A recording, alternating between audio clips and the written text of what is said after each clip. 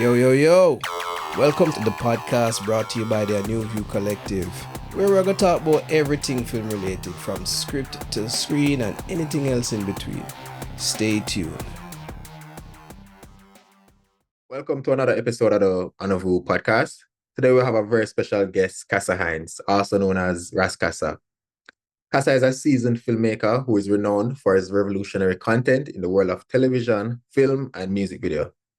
He co-founded the first Jamaican cable station, Music Plus, and has served as creative consultant for local networks such as Jamaica News Network and Reggae Entertainment Television. Kassa has to his credit over 100 music videos for a multitude of Grammy-winning artists, including Willie Nelson, Nas, and Damian Marley.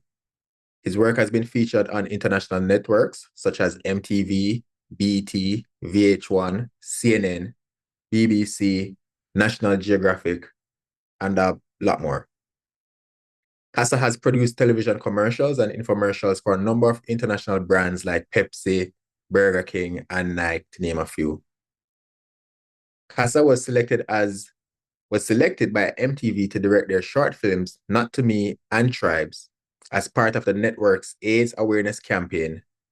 Due to their engaging storylines and amazing cinematography, the films went viral. In 2012, Kassa was commissioned by the Jamaican government to conceptualize and direct a music video commemorating the nation's 50th year of independence. He's currently working on a documentary tribute to Jamaica entitled Jamaica Land We Love. Rude Boy, welcome. Yeah, Ty. Give thanks. Hey, remember carry go there Oscar. Yeah, when time them call we and say them have Oscar for we. So you understand? Yes, We just man. record your voice. Yeah. Doing that. Because that night you go and collect your Oscar too. Yes. But we want you to record it in advance so you can play that because you do it very well, clean, proper, nice. Yes, boss. Like that. What not deal with? We're there.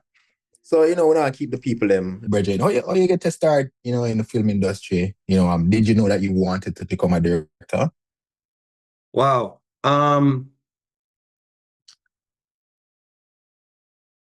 So all right. So filmmaking wasn't something on my radar, right?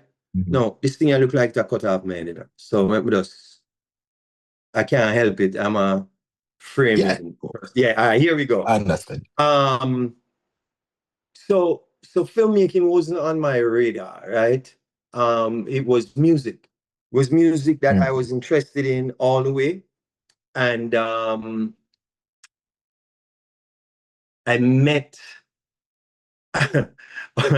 Trevor Bailey one night.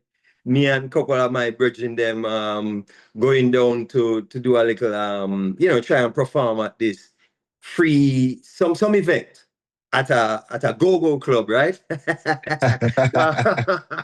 Down by they have some performance and thing and them want New York and thing, and one of the brethren of the crew said, yo, I could go down a center pole or perform and thing. I'm gonna say, all right, anything, let's go.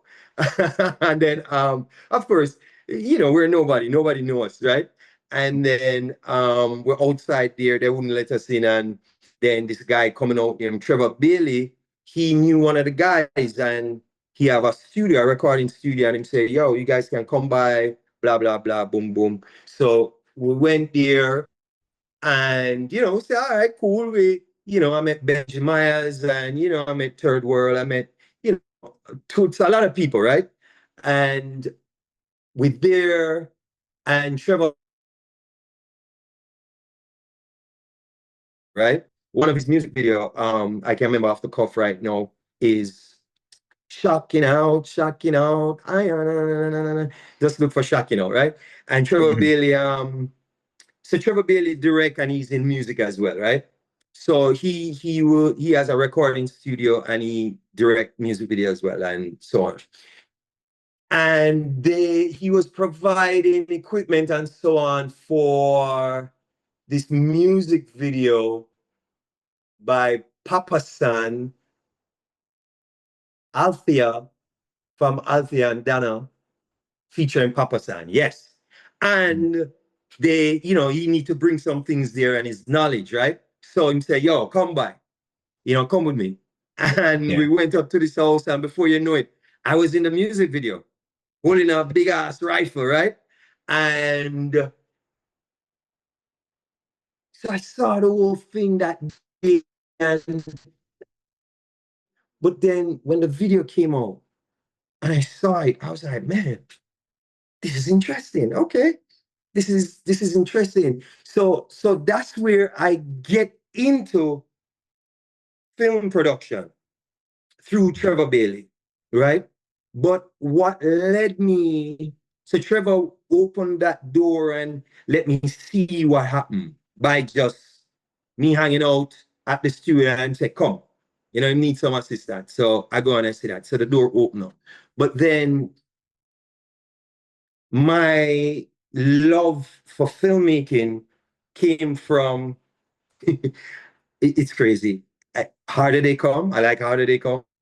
You know what I mean? And if you look, you know, it's only one person I am chasing in Jamaica. And I get to put him in a music video. And it's Perry. You know what I mean? And the reason for that is because that film is so real, right?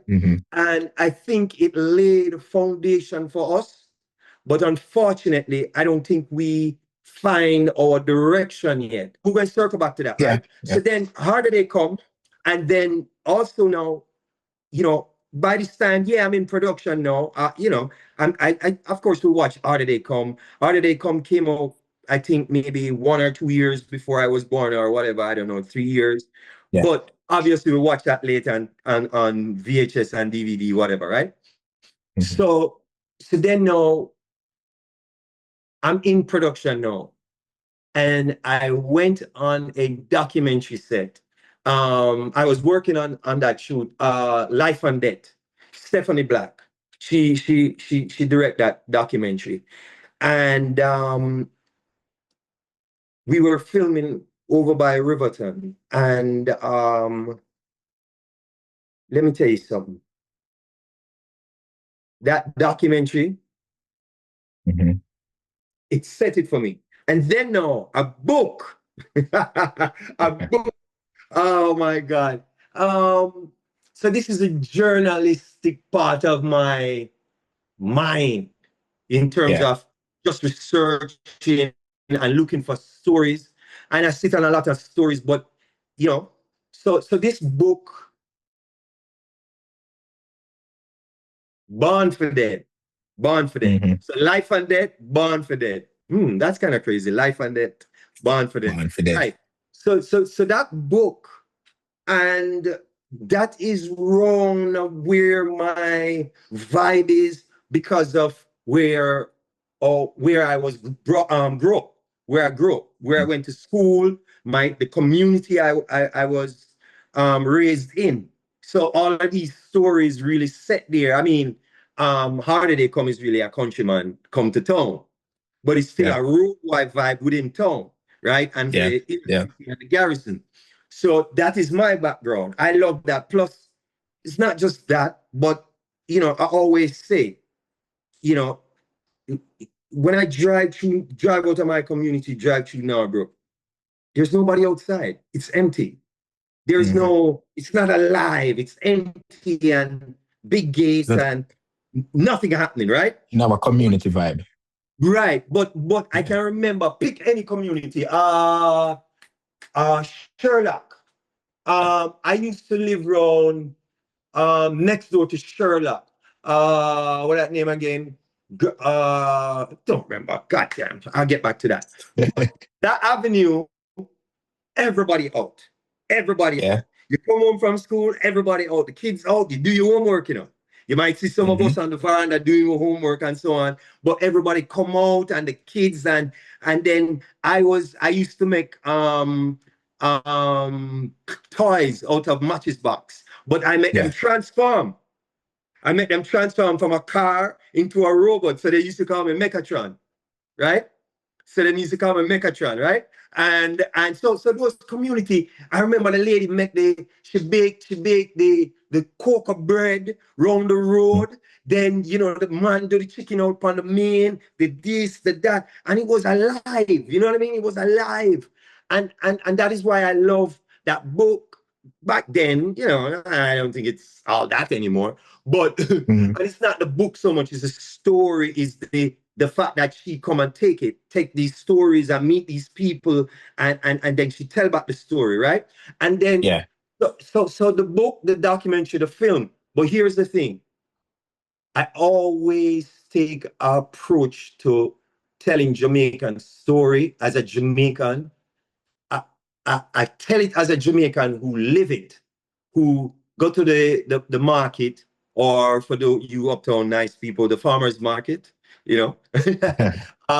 Coronation Market every Saturday. I approach as a person who live like that. I tell the story very real, but Yeah. from the filmmaking perspective, I approach it like an outsider. Mm. You understand, like the I get what you're saying. Yeah. cinematography, the composition, the so on and Yeah. so forth, right? I approach it that way, but the telling of the story is like I'm a part of it. So there's no fucking way I can mess it up, right? So Yeah. those are the three things. Jesus Christ, why was that so Yeah. long? What? No. And it was good because, again, we're learning, much about, you and what inspires you. You mentioned Yeah. Perry Hensel, or you mentioned Trevor. What other directors or, films or TV programs, etc., influenced you, Yeah. in going down this path?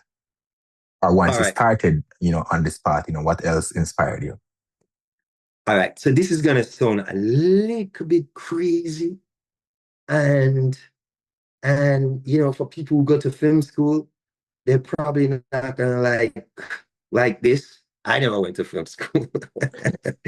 My film school was the people I work with and the mistakes I made, you know. Yeah. And I know school is the only thing punish you for making mistakes. Life, you learn from mistakes. No, Mm. so I love Perry Enzel, not so much as a filmmaker. Yes, a filmmaker, of course, you make the first film, and that film that's just straight up my alley, right? All right. But the personality of Perry, and then also Perry need to be celebrated. You know what I mean?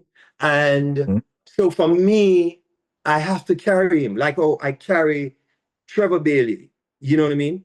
However, I'm not necessarily big on directors. It's gonna crazy. I don't. Like some people get into it like that, and they tell you Yeah. direct on their friend. Nah, I don't get into it like that. I don't. It's like that's not my thing. I'm Yeah. more into the story. The director. That's why people get disappointed with their favorite musician or their rapper or their DJ. Yeah. No, I like the music.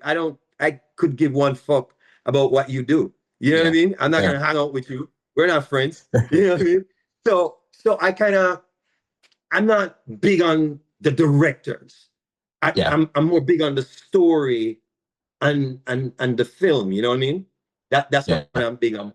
But in term, those are the main things. Those are the main things. But however, I've had the opportunity to work with and met a couple people that inspire me. What's his name that did I Am Legend? Oh, geez. Not Will Uh, Smith, no, the the director. director. Marcus Ray. Is it Marcus Rayboy? Is it no? Is it? We can always look back at that, Yeah. right? Yeah. We All can. right. Yeah. So Yeah. yeah. You could bring up his photo or something. So he did the music video Bob Marley featuring Lauryn Hill, Turn Your Lights Down Low, right? Mm-hmm. And I was working on that as a PA, but I always work as, when I start out as a PA, I always end up beside the directors, and before you know it, they start saying, yo, take a look at that camera or something. You know what I mean? Yeah. Yeah. I think I was a horrible PA, Yeah. and I mean, I was good at shouting and organizing Yeah. people. You know what? Just so people know, don't take this as gospel, because we do it and it kind of worked for we. Right. But it also shows what you're interested in. You always gravitate to the thing where you like when you on set. And I know when I was on set and I was PAing, I was ace art. No, I was PAing, or I was art department in helping as a Yeah. PA. Basically, I always went towards the camera every single Yeah. time, to the point where the art department director just told me, "Hey, all right, when you're done work or we have nothing to do, you can go hang out with camera." To the point. Yeah, well, in the meantime. Yeah, right. Yeah. You need to work. Remember I said, yeah, work would we still? And went to the point where me hang out with camera so much. I was by camera and I went to school for VFX, and I said them I do a VFX shot and Ashanti was in the shot, right? And I'm gonna do this Yes. VFX shot. I mean, I look upon the DP and I say, hey, just so you know, that's gonna create a lot of reflections for that TV because you're using this a chrome stand and all of that. And the DP looked for me and say to the director. And you know them time that you're young and dumb. It's not that I'm young, but you're young in the industry. Yes. Oh, yes. all right. Go say to the director. Yeah, man. Someone go, whoop to do. Go over to the director and say, yo. Oh shit, him set you up. Bro, but me no know say it's a setup. So me go over there.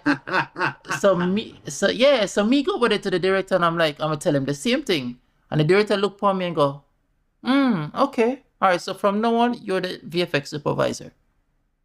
Okay. So it worked out. Well, you know what though? You were lucky. Exactly. Yeah. You were lucky because I'm on set already, and the director, this guy and I turned out to be good friends, and this is Little X. He had 2 film camera filming. I think it was that video for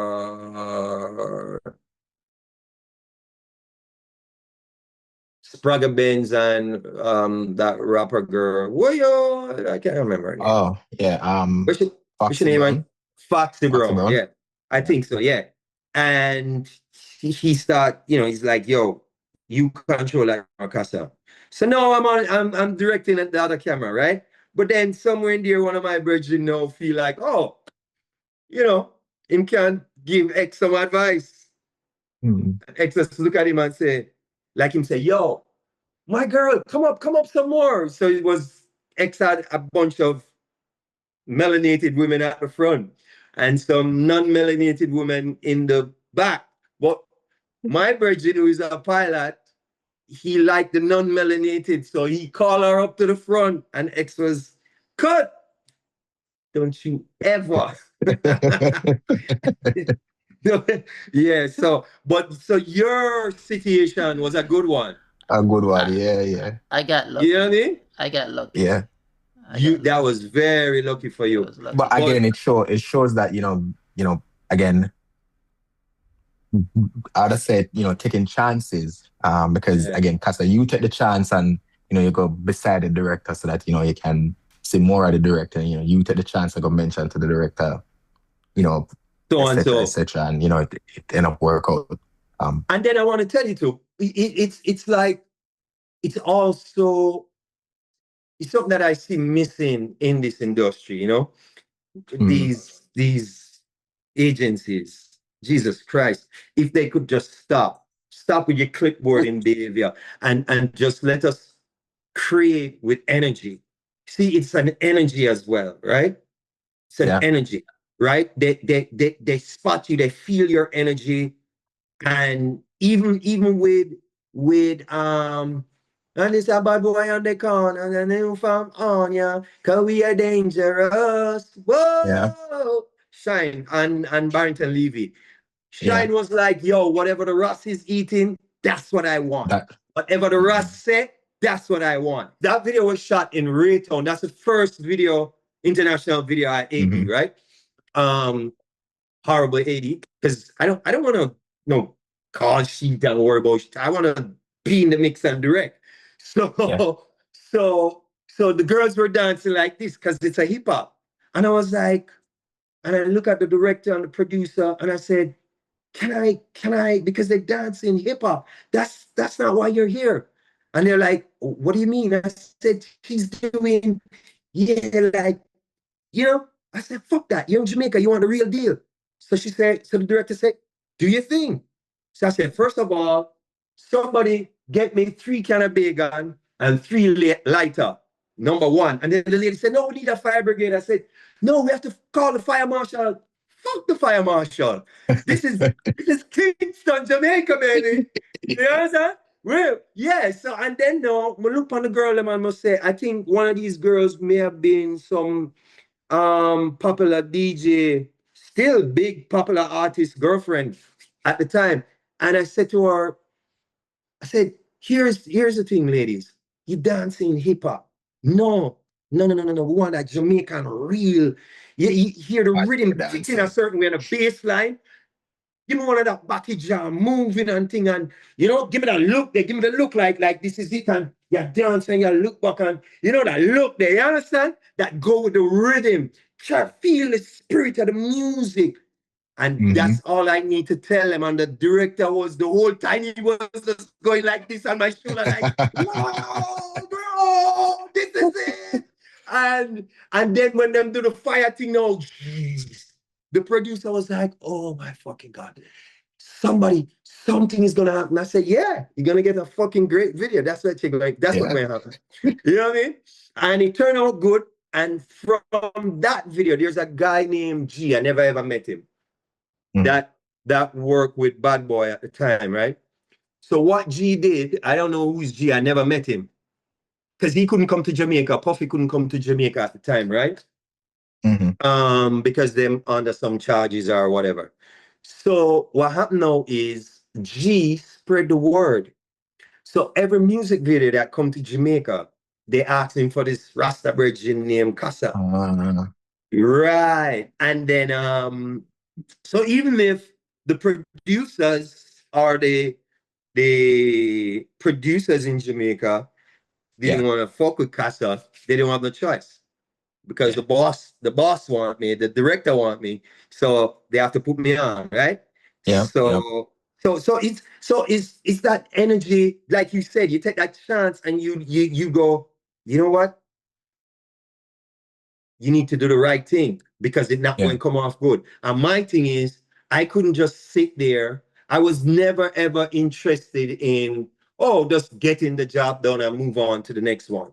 I'm more, I wanted to feel good. I wanted to represent the culture. So I'm like a journalist / director /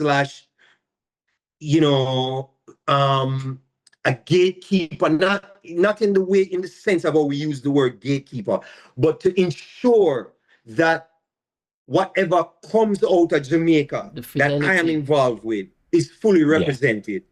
And it's not solo. Case in point, one last one before, because I know you have a million questions. I have a few more questions.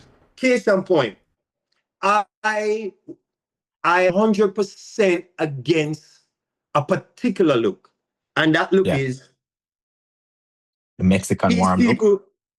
Say again? The Mexican warm look. No, the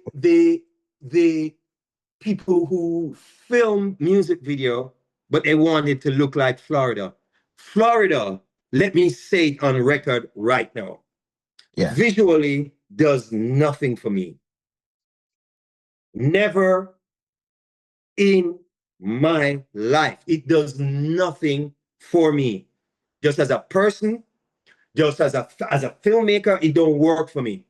It don't work for me. Florida don't work for me. So when people try to film that kind of way in Jamaica, I find it to be like my term for that is from the movie Smile Orange. It seemed to me like you're a jackass looking over a whitewashed fence. You want to be something that you are not. You understand? Yeah. And that is why they criticize my style, and even some of my peers and people who I drag into the game would say, oh, you like to shoot the ghetto. It's not that I like to shoot the ghetto. It is very interesting. And if you're a fucking filmmaker, there's something called texture, you fucking dumb shit. But you are from the ghetto. You are Thank from you the very ghetto. much. That After is that, all you know. exactly. That's what you know. That's what it is. You feel that.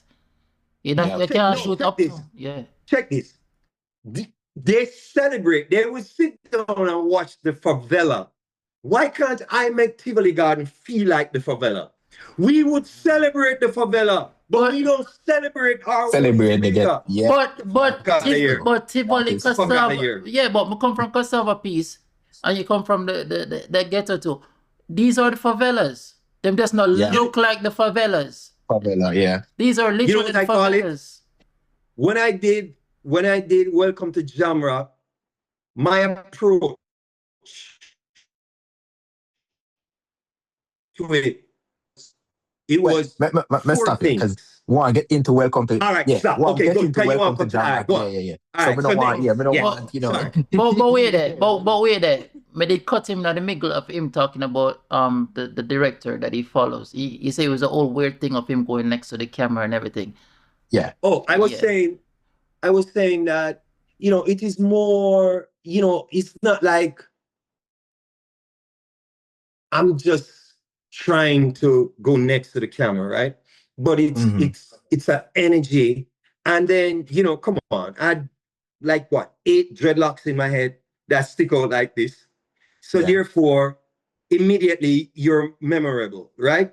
And then I wear these thing on my arm I got from Sierra Leone. Some leather looking bangle business, 3 here, 3 there. And it's just a memorable, and everything for me is I run. I never walk to get anything. I run to get it. I'm excited. I full of life and energy. And people, when you come in as a foreigner, like when any one of us go to somewhere, like I went to Zambia 3 years ago, 2 years ago or whatever, to help some people with some series, and I did 1 episode, and but I primarily went there to help them. And I was like, okay, I need to know where things are. I need to see things. And then I have this one guy that just made me feel like, yo, I got you. And he become my guy, right? So that's what happened. I make these directors feel like, because by this time I start to, make some little video here and there, right? So when you move around and you get things done, people feel comfortable and they want your vibe, right? And then at the same time, when I'm walking in the streets, right?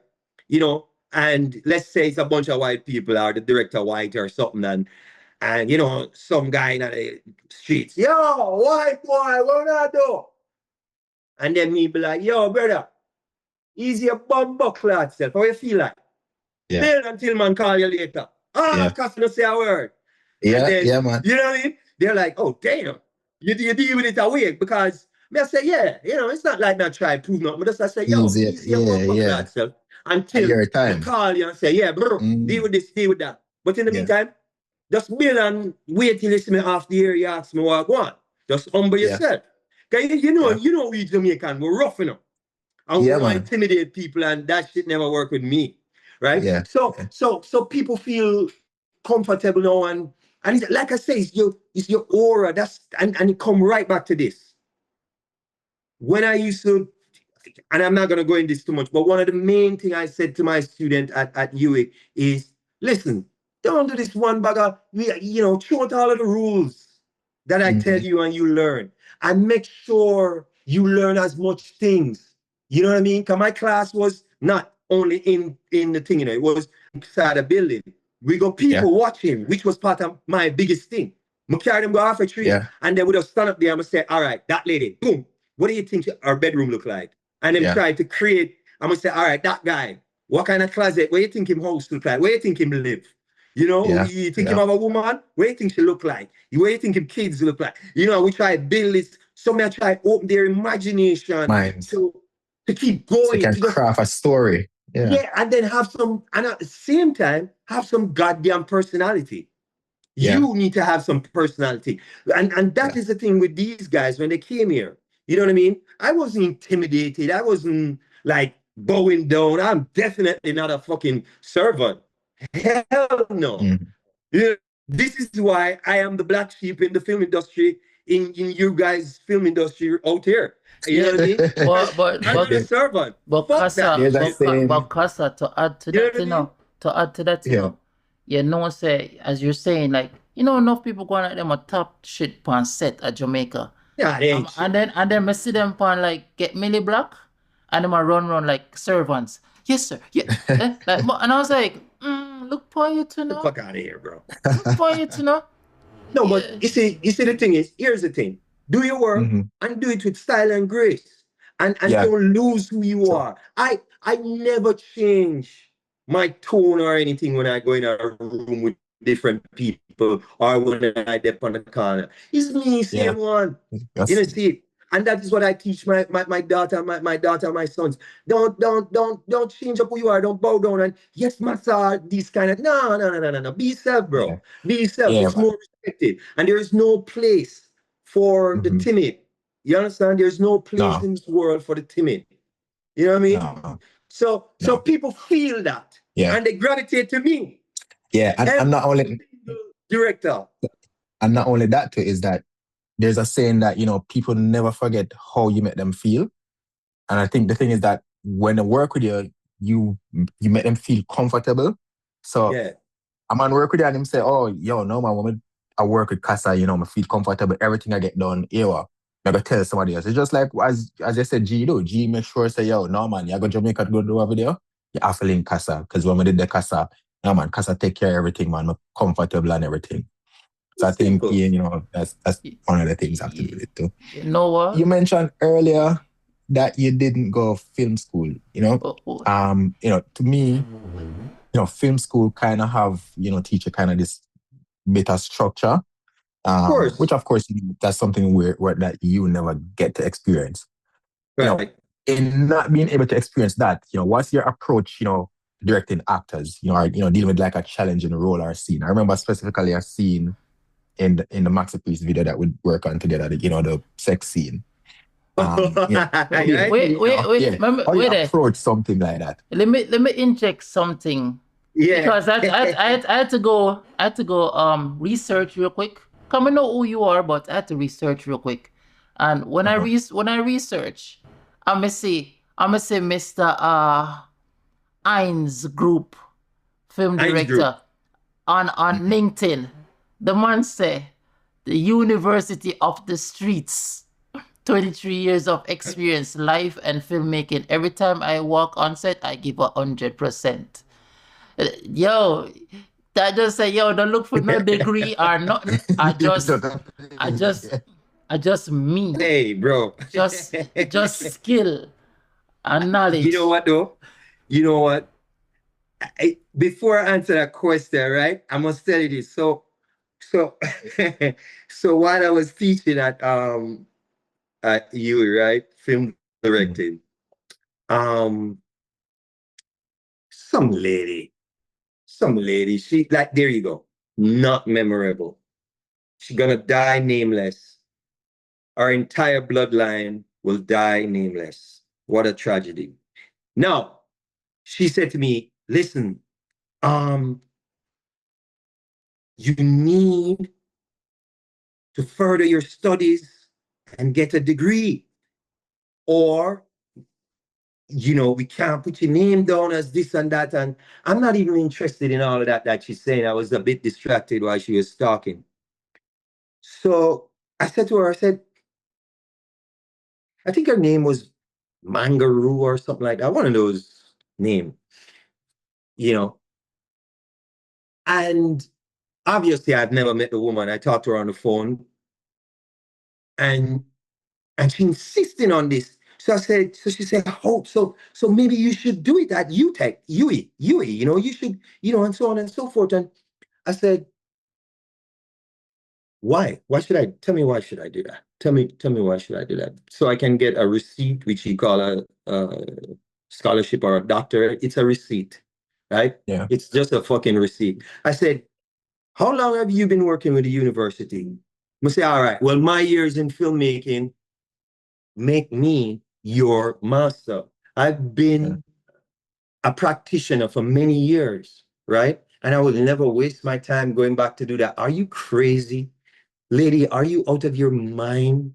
But this is the slave master mentality. Like one of the main thing we hear in a lot is people saying, "Oh, I have a degree in this, I have a degree in that." That is fine. I'm not against it. I'm not against it. But remember this. Remember this. Go look at the Steve Jobs. Go look at all of these guys. It wasn't that. It wasn't that. Okay. So now directing people without having that structure, right? Yeah. From a classroom with somebody else's opinion. Yeah. Well, what I do is this.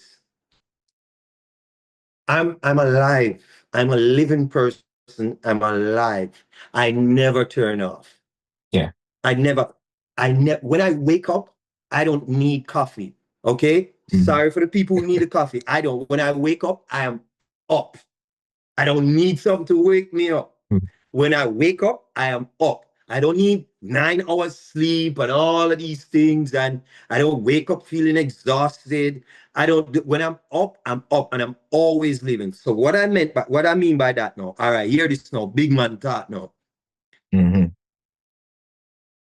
When I'm sitting at my table with my family and I'm having dinner, I'm looking at the frame, the composition. I'm looking at where the light is. So that's why I position the table.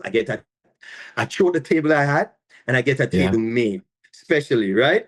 And I have I just tell Ayana, just let me do my thing, please. I have to close these windows. Sorry. I tell Ayana. I said, let me do my thing.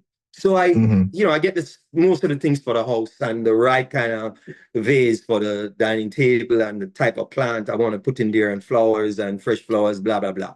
And where the light come through and how the window design and then the shadow on the dining table at a certain time.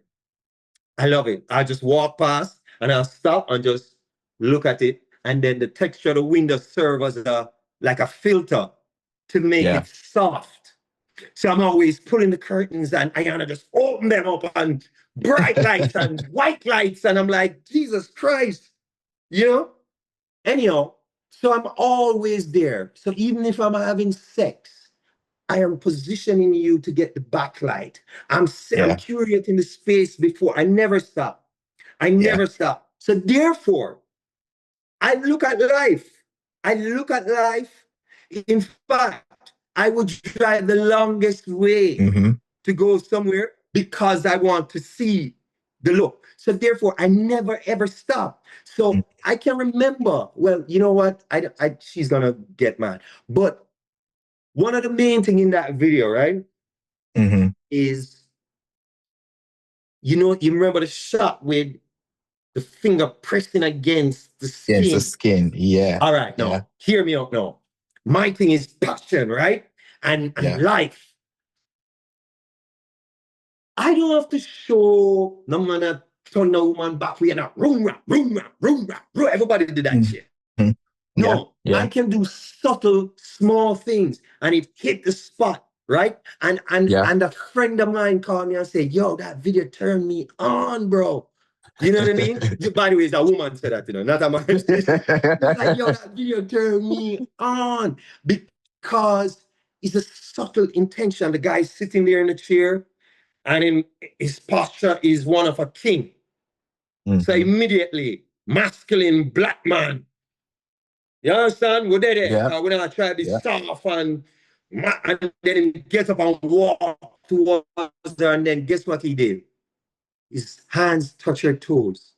Gentle, right? Immediately. So first thing, sick, masculine, kingly. Yeah. But when he touched her toe, gentle, right? Yeah. And then him crawl over to her. I can see all of that. So the angles are changing. So and you asked me to answer your question. I see it every day, walking past, all the light reflect on my dining table, the communities I drive through. When I go to the market, I get to the market by 4 o'clock in the morning. And then by the time I reach over the St. Andrew Market, which is over the Matches Lane side, by that time the light start burst through now. And it just happened all the while. It just happened yesterday, Saturday, right? Yeah. The light burst through. And I'm just tired of using my phone. I just enjoy it. You know what I mean? Yeah. So I never stop working is what I'm trying to say, bro. I'm always working. So that's simple. And not just that. When the guy walk over her like this and tower over her, which that show that it's strength, and I'm gonna behold you, I'm gonna hold you and control, you know, my girl. Right? And then him come down to her close and she go, and breathe. And then him touch her skin and it sink. Him finger sink. You see that? Him finger sink into her flesh like that. And then the next shot was, I think she grab onto the sheet tight. That's a lot. We don't showing too much. Don't need to say. Yeah. But the problem is, what I'm saying is, and I'm sorry, you're so calm, I like you, know, to me, and I like you, but I'm too crazy.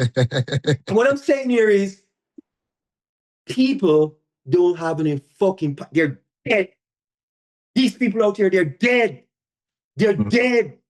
They're dead. They're dead. They're dead. It's either they're playing filmmaking, they're playing businessmen, they're playing dress up. I don't know what the fuck they're doing, but they're dead. Nobody seems to have passion, right? And some of these older producer people, they say a lot of shit. Oh, he's bipolar or something. What? I'm high on life, you dumb fuck. I'm high on life. I'm excited about what I do. I love what I do. You understand what I'm saying? And you know what's the crazy thing? I can see it. I can see it. I can see it. The only video I had trouble with seeing, and I think I told you this, bro. You color grade this video too. You helped me out a lot with this. That was Damien Banner. The courtroom scene. The courtroom scene, I couldn't put it together because it was a big setup. I was intimidated, and Chris was like, bro, you seem off. This is before the shoot. He's like, and I said, Chris, I'm going to be honest with you. I can't see this courtroom scene. Damien want this courtroom scene, and I have this whole story, which, you know, the story had to come down. So, but he wanted this courtroom scene, and he I guess he was gonna use some other people before, but it wasn't working out. So him draw for the original. And then I wasn't looking for a courthouse. These people were looking for a courthouse. I wasn't looking for a courthouse. The first movie I work on, Chris Brownie, what name again? Jesus Christ. Chris Brownie feature film. Third World Cop. And in the courthouse scene downtown, it was actually the first parliament. So if you see that old video of Bustamante and Norman Manley when we get independence, so-called independence from the now dead wretch of England. That was our parliament. That building, right? Was our parliament. And they used it as a courthouse scene. And I remember that as a young man. Yeah. How many years is that? Many, many years. Many years, yeah. So when I'm saying want a courthouse scene, I think I'm going to get a Jamaica marks, everybody marks, Bobsy marks, this marks, Carlene marks, this blah, blah, blah, blah, blah. I said, bro, I have courthouse in my back pocket. He said, what? I said, bro, I got you, blood. He was like, what? Kassa, no, you can't. I said, all right, watch this. Tomorrow I'm going to send you a picture of your courthouse. In fact, stay right there. Check your iMessage. Courthouse. He said, what? I got you. So that courthouse scene was so big, I was intimidated by the setup. But then I went there the evening, and I'm going to show you something about energy. You have to let things flow. Yeah. Okay. I went there like a day before at about 12 o'clock. So the lady I used as a judge, she's actually a teacher, and she was doing a tour with some kids. And I saw her and I said, that's my judge. And I asked her and she said, sure. And then the night before the video, I went there and I surrendered myself in the room. I didn't bring Chris. I didn't bring our department. I did all of that with them. Too much people talking. So I just went there and I surrender myself in the space. And then it flew on a call Chris and say, we're back. I got it. And yeah, and it was a smash. But sometimes you have to understand that filmmaking is not like it, it, it's not like you know what I mean? Like you're an accountant, and even an accountant is a thinker. And a creative person is a thinker. They're not magician, they're thinkers. You can't right? You're supposed force to it. think. You can't Yeah. force it. Right. Yeah. So Sometimes you have to just make it forward. yeah, Just, yeah. just and- go just go all asleep or something. yeah, let it go Yeah. and come back. Yeah. All right. So you bring up Damien, right? Welcome to Jamrock. Arguably, one of Damien's biggest song and, more than likely his biggest music video to me.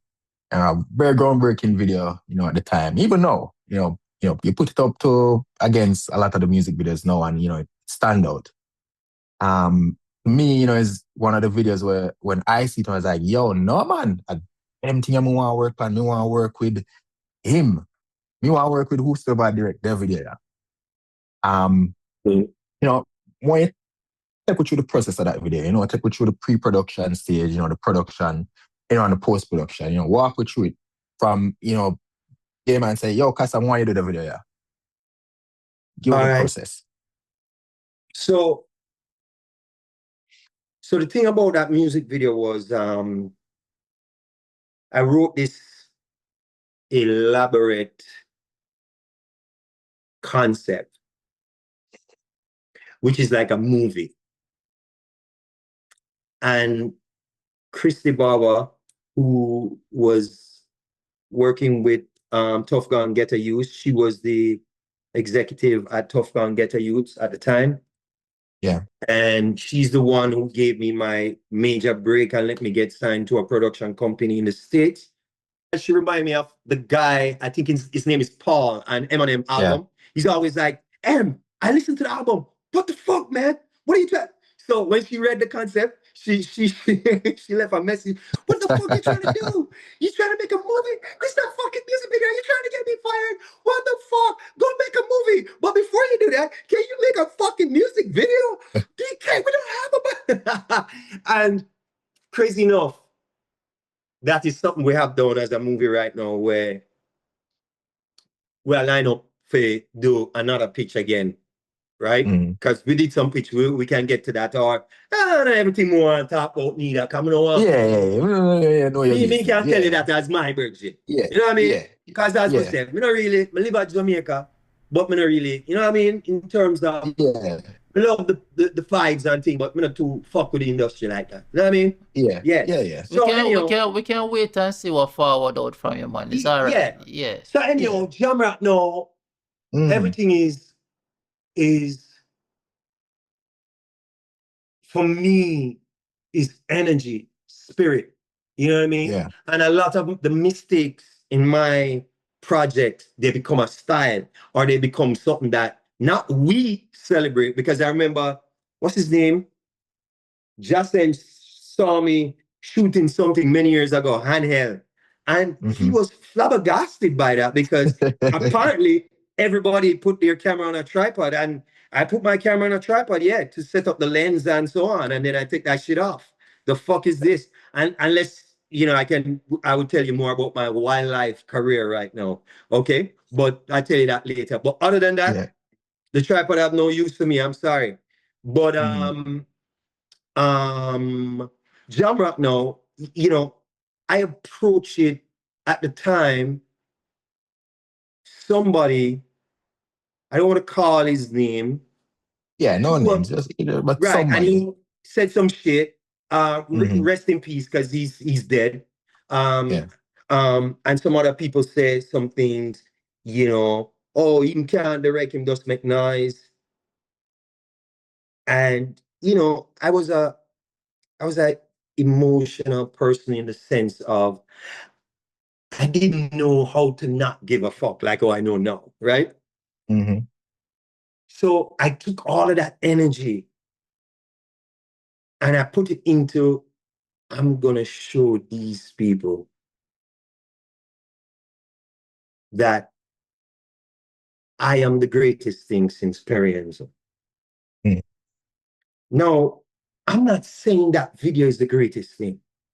Since, yeah. Of Cinematography course. wise. But Yeah. what it is how we capture Jamaica. Now, mark you, I must give respect, seeing, to guys who was doing it before. Seeing, it's not just Perry, man, I talk about music video guys. Seeing, it's a couple of them, Leo Reggie and all them man there, seeing? And them man they capture Jamaica raw and real. Seeing? Yeah. I love them man there, seeing, and them work. And them man the video we know, right? As local music video, right? Yeah. But what I decided to do was, what I did, I take the song. So the main thing for me was the bass line. Boom, boom, boom, boom. Pop, pop, boom, boom, boom. Boom, boom, boom. So every time I go like this, is a cut, right? Boom, Yeah. boom, boom, boom. Boom. Boom, boom, boom. Yeah. Boom, boom, boom, boom. So instead of me having people dancing, I didn't want that. I make the cut dance. So I make you. Gotcha. So when it cutting, you are feel the cut like, and then real musician identify with it. And that's why I do a lot of reggae music videos. Because real musicians call me and they tell me, we love how you make, they meant to say edit, but how you make music video to the beat. Flow. Yeah. Right? To the beat. Right. So I said, okay, I'm going to approach this different. And then so my emotions, and then I went from emotion to like being a alchemist, right? Like being a scientist then, right? And art and science, they always go together. You know what I mean? So I figure out, how do I get the move without the camera jerking too much? So then I said, wait, Tai Chi, okay? Tai Chi, where you know, when you go with the camera, you da da da da da. But Tai Chi, you flow. So I said, Chris, study Tai Chi. He's like, what? Your feet is gonna be on the ground. Don't move it, but your hips, you move. So ready? Sit down. Boom, boom, boom, boom. Cut. Boom. Boom, boom, boom. Cut. Boom, boom, boom, boom. Cut. And right? So that was the rhythm. That was it. And then I find that wall, that wall that broke out, the broke out wall. And and I timed that bitch. Excuse my French, beat that out. Right? I'm just saying. So I time coming through the wall. You know what I mean? Like this, you see how this feel, and it come through. And it's there, you know, and it just come through right on the second verse. So all of that was science, art, and then the fact that I grew up in those settings. So one of the things is, we're very proud people, you know? And so when I go to cast people and so on, I tell them, give me your clothes. What I'm have on, what I like. Yeah, man, put it in a bag. Bam, bam, bam, bam, bam. So when I come to the other street, everybody pretty up. I was like, hey, put on back them same clothes here. This is what I want. This is what I want. Now, that video, by the way, September make it, I think what, must be 20 years or something? You can check it. Somewhere thereabouts. Somewhere about. Yeah, right? Something will come. That's all I can say. Yeah. But hear this. Maybe let's jump over that quick. But let me tell you this, right? That video, we got so much hate.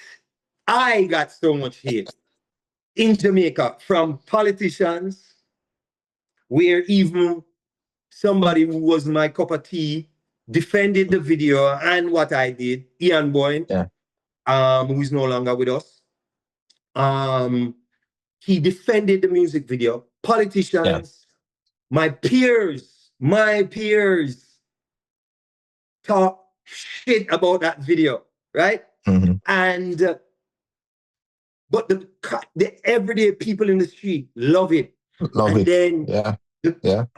people overseas, oh my God Love have it. mercy. And you know what's the craziest thing?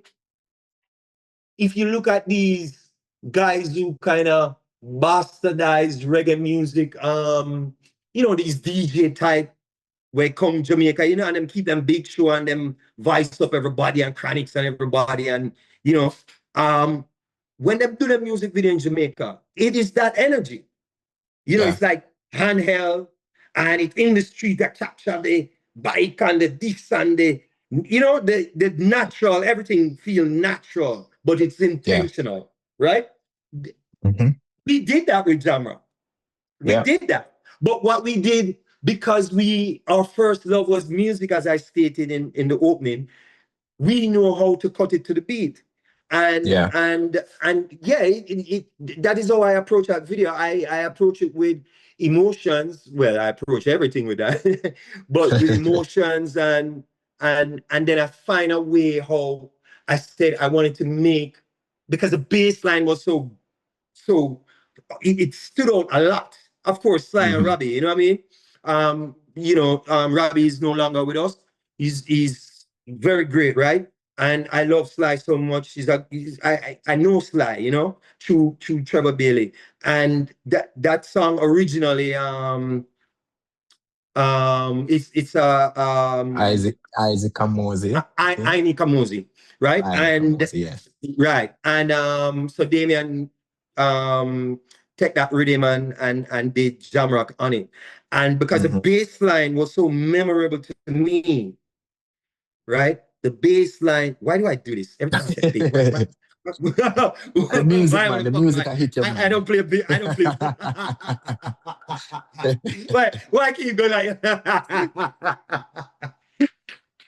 Yeah. So the bass line, the bass line was so memorable, right? I just feel like I needed to find a way to bring it to life. So the Tai Chi movement is a representation of the bass line. And so I was so when you move like doom, doom, doom, doom, and then a cut. Boom. Doom, doom, doom, cut. You know what I mean? So that flow like water. You know what I mean? Yeah. So that was the approach. And of course, And I wanted to make something that is crazy. I can't tell you, bro. I have to tell you. You see that same, you talk about Willie Nelson. Because of Jamrock, welcome to Jamrock, did everything I did before that lead up, right? But welcome to Jamrock, you guys have no idea what that did for me outside of Jamaica. Jamaicans have no idea what that did for me. They have no... Dude, one day somebody ring me up and said, turn on National Geographic. No. And I'm not even talking about where it went, but the projects I get and the room it got me in, bro. It don't make no sense to talk about something that never happened. So let me speak sideways. We were about to do the biggest commercial in Jamaica with an agency abroad, right? And so the agency sent for me. They're shooting in Jamaica, of course. I think it was Gatorade. I don't know if it was Maxine. Yeah, Maxine, of course, Auntie Maxine, right? And everybody on set working. And so them asked me to come visit them, and I meet with the agency and we talking, and they print out images from Welcome to Jamrock, right? And they bring up the video on our screen and they're saying, so we want it to feel like this. We want to shoot it guerrilla like this, but it will be a very long ad, like a not a 30 seconds. Yeah, like an action with the fastest man in the world at the time, and Zoe Zaldana, right? And I said, oh sure, yeah, because when I did that, and the guy was like, you did that? I said, yeah, I thought that's why I was here. And the creative director is Jamaican parents. So he was like bowing down and thing. I was like, bro, stop it. Come on. There's so much mistake in that video. You know what I mean? There's so much mistake with the matte box and the ring and the light. There's so much mistake. But see what it is this. I challenge the entire film industry in Jamaica to capture energy. Mhm. Every fucking body have good camera now. Every camera is good now. You know what I mean? Pretty much. Yeah. I challenge the entire film industry. I don't care what you're shooting. You're shooting these phone company ad where them still a dance. Everybody a fucking dance. It just Jesus stupid. Christ. Stupid, right? Jesus Christ. And if the company color is blue, everybody must wear blue. That shit not going to fly with me. Remind me to tell you an amazing story about Digicel. Well, tell it now. Tell me now. Wait, but wait, are the stop motion, are the freeze frame one, the freeze motion one, that one there? Oh no, it's not that we shot. It was a meeting. So first, I want to challenge people to capture emotions, and that's what Jamrock had. Yeah. Capture emotions, okay? Emotions, and that is what I go for, and that's why it's always easy for me. And I say, when are they gonna wake up and realize that when the crowd is going this way, I just normally turn to go the this other way. Right. I never, because I'm wondering, how can they not see what I'm fucking doing up to this day? I'm capturing emotions. Go back to that. Sorry for cutting, but you remind me of the very first music video we work on, the Third World, Again Mass God. When we work on it, I say, man, when you push the sky somewhere, man, when you I say, but usually that's not. I said, no, man, push it, man. That's not how it goes. That's not how you do it. Yeah. And that's one of the most like beautiful videos I've ever graded. And bro, you downplay the whole thing. Let me explain this, man. You're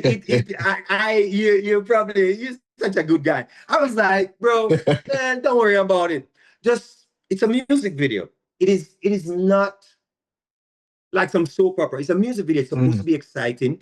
It's supposed to be memorable. I'm saying, yeah, just take it. Go with it. Make down yourself look tobacco. I make up yourself look blue.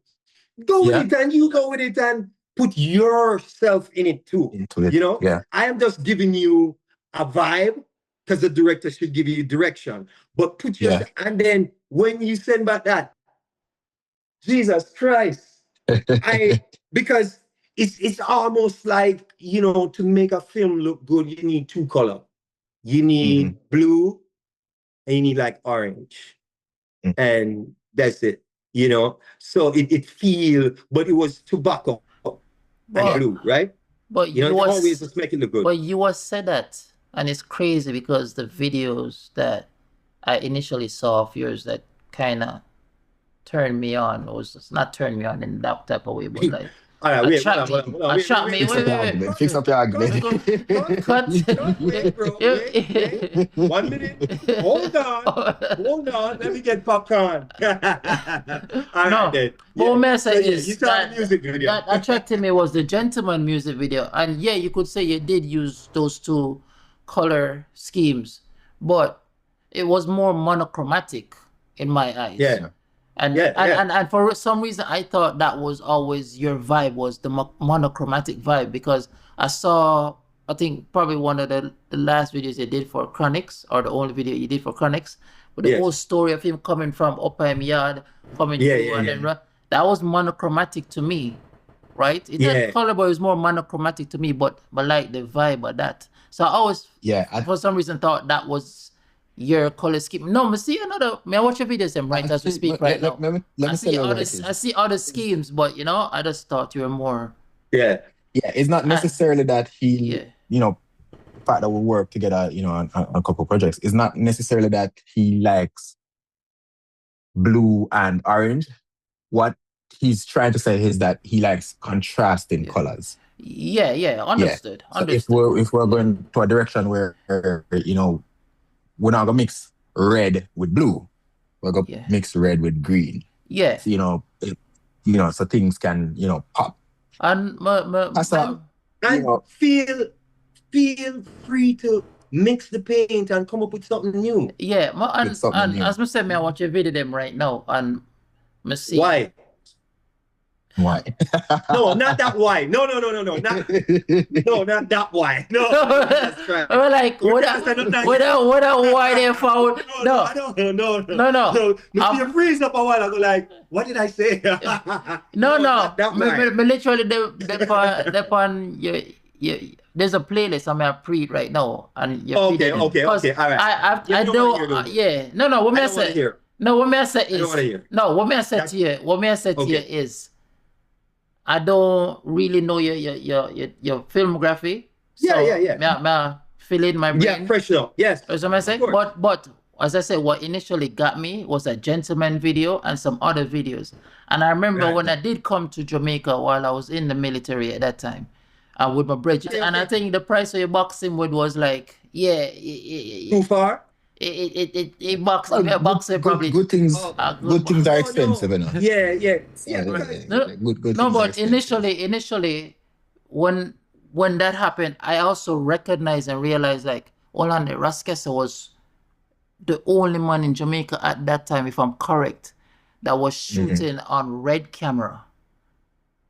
But Right? it's not just that. It wasn't that. It wasn't just that, right? It was also I work with a crew of people. It's not like I'm out there working with what do you call it? Like film students. I'm out there working with professionals. Chris was my film school, right? I just want to stretch a little bit in the keep going on. No, my dear thing, man. So, you're good, so Chris Brownie was my film school, and I go there with real equipment and so on. And then the thing about it is to jump on that money thing is no people don't know. We got a budget for Welcome to Jamaica for 1 day, and we shot for 3 days. I shot with crew 2 days, and then me and Tingle do pickup shots.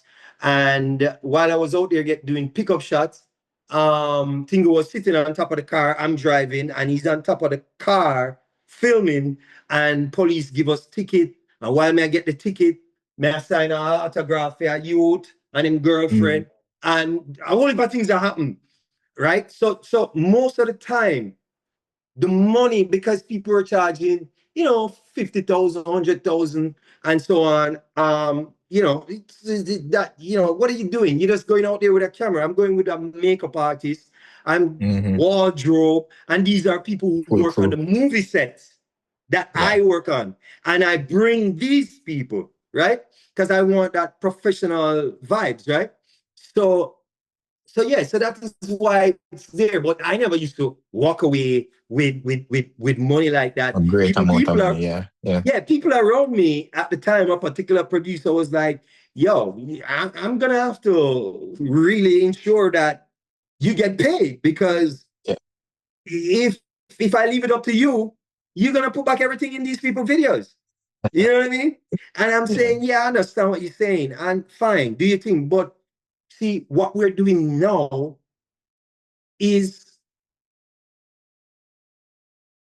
not it. I'm working on getting to it, right? So, I kind of have I had a vision, but I can't sit here like I said, okay, I'm going to do this step and that step. No. So that's what that was. But to go back to the that digital. So me in a meeting, let me just start it away there where with a sister, and she want me to come in as a director, and them tell her, say, yes, she must work on a campaign. So me help her build out the campaign, and I'm go in. See? Yeah. I mean at the meeting and thing. And we have show them, graphics, this logo, blah, blah, boom, the story, and how we're gonna break it up, make one commercial, then how we're gonna break it up, right? So we in some boardroom, them time I'm building up New Kingston up there. So you remember what them used to do up in New Kingston? Yeah. Before them had them building downtown, I think. Yeah. I mean at the meeting. Out there somebody there? I don't even know, one of them. But me in the meeting, rude boy, I'm gonna tell you, say, the meeting are going good. See, them have what the youth name from Ireland, man. In the day in there too, and some other sister and thing. And we in the meeting, and the meeting are going good, and me there down at the end of one side of the table, and a lady there all the way down at the end of the big table. I don't know why they need these big tables. Anyhow, we in the meeting, and the lady say, down at the end of the table, the left side of the table. That's all I can remember. I don't know what this woman look like. I probably see her somewhere at prep school with her kids back in the day. And go, "Ah!" I don't remember what I did. Anyhow, we in the meeting I go on good. Then the lady said, you know, on set we call the shots. So I look down the table and I said, call the shots? What do you mean? What do you mean you call the shots? She said, yeah, we, sometimes we are, looking at the client monitor, we will tell you what shots and, this would be a better shot. And, so we just want to know if you're okay with that. So I said, you've done this before? And she said, yeah. So I said, tell me the name of the director and way to do this because I want to laugh in their faces. Bro, I'm telling you this. Everybody need every young man and young woman. They need an elder in their life to teach them to be graceful. I didn't have one. So I look at the woman and I said, what? She said, yes. So I got up and I climb on the table and I walk on the table and I go down to her side of the table and she's sitting in the chair. I'm standing on the boardroom table and I said, you must be fucking kidding me. Have you ever made a film or anything before? You must be fucking kidding me. Not me. Not my work. And then I turn and I walk and I step on the chair, climb back down and I sat down. Yo, it's a movie this. We have to go write that film, yeah. Bro, but listen. Here's the philosophy. I have a son, right? At the time I had a son. Now I have sons and a daughter. Yeah. And let me tell you something about life. That's why I tell you, I'm not trying to look or dress like a filmmaker. Fuck out of here. I'm living life. Okay? This is, you get a canoe and you row from this side to this side, and then you have to give up that canoe, which is this body. What did you do? How did you live? You die with your dreams. You die with not telling people, go fuck yourself. Or you did not stand for something. You are a fucking coon. You are a jackass. You die not being a full man. Yeah. And you never stand for anything. Anything. Right? So you fall for anything. Not me. Yeah. I'm going to live my life to the fullness. Right? So I was like, oh, no, you're not. No, you're not. So I went over there, which I look back at it now. So maybe it could have been a bit more diplomatic.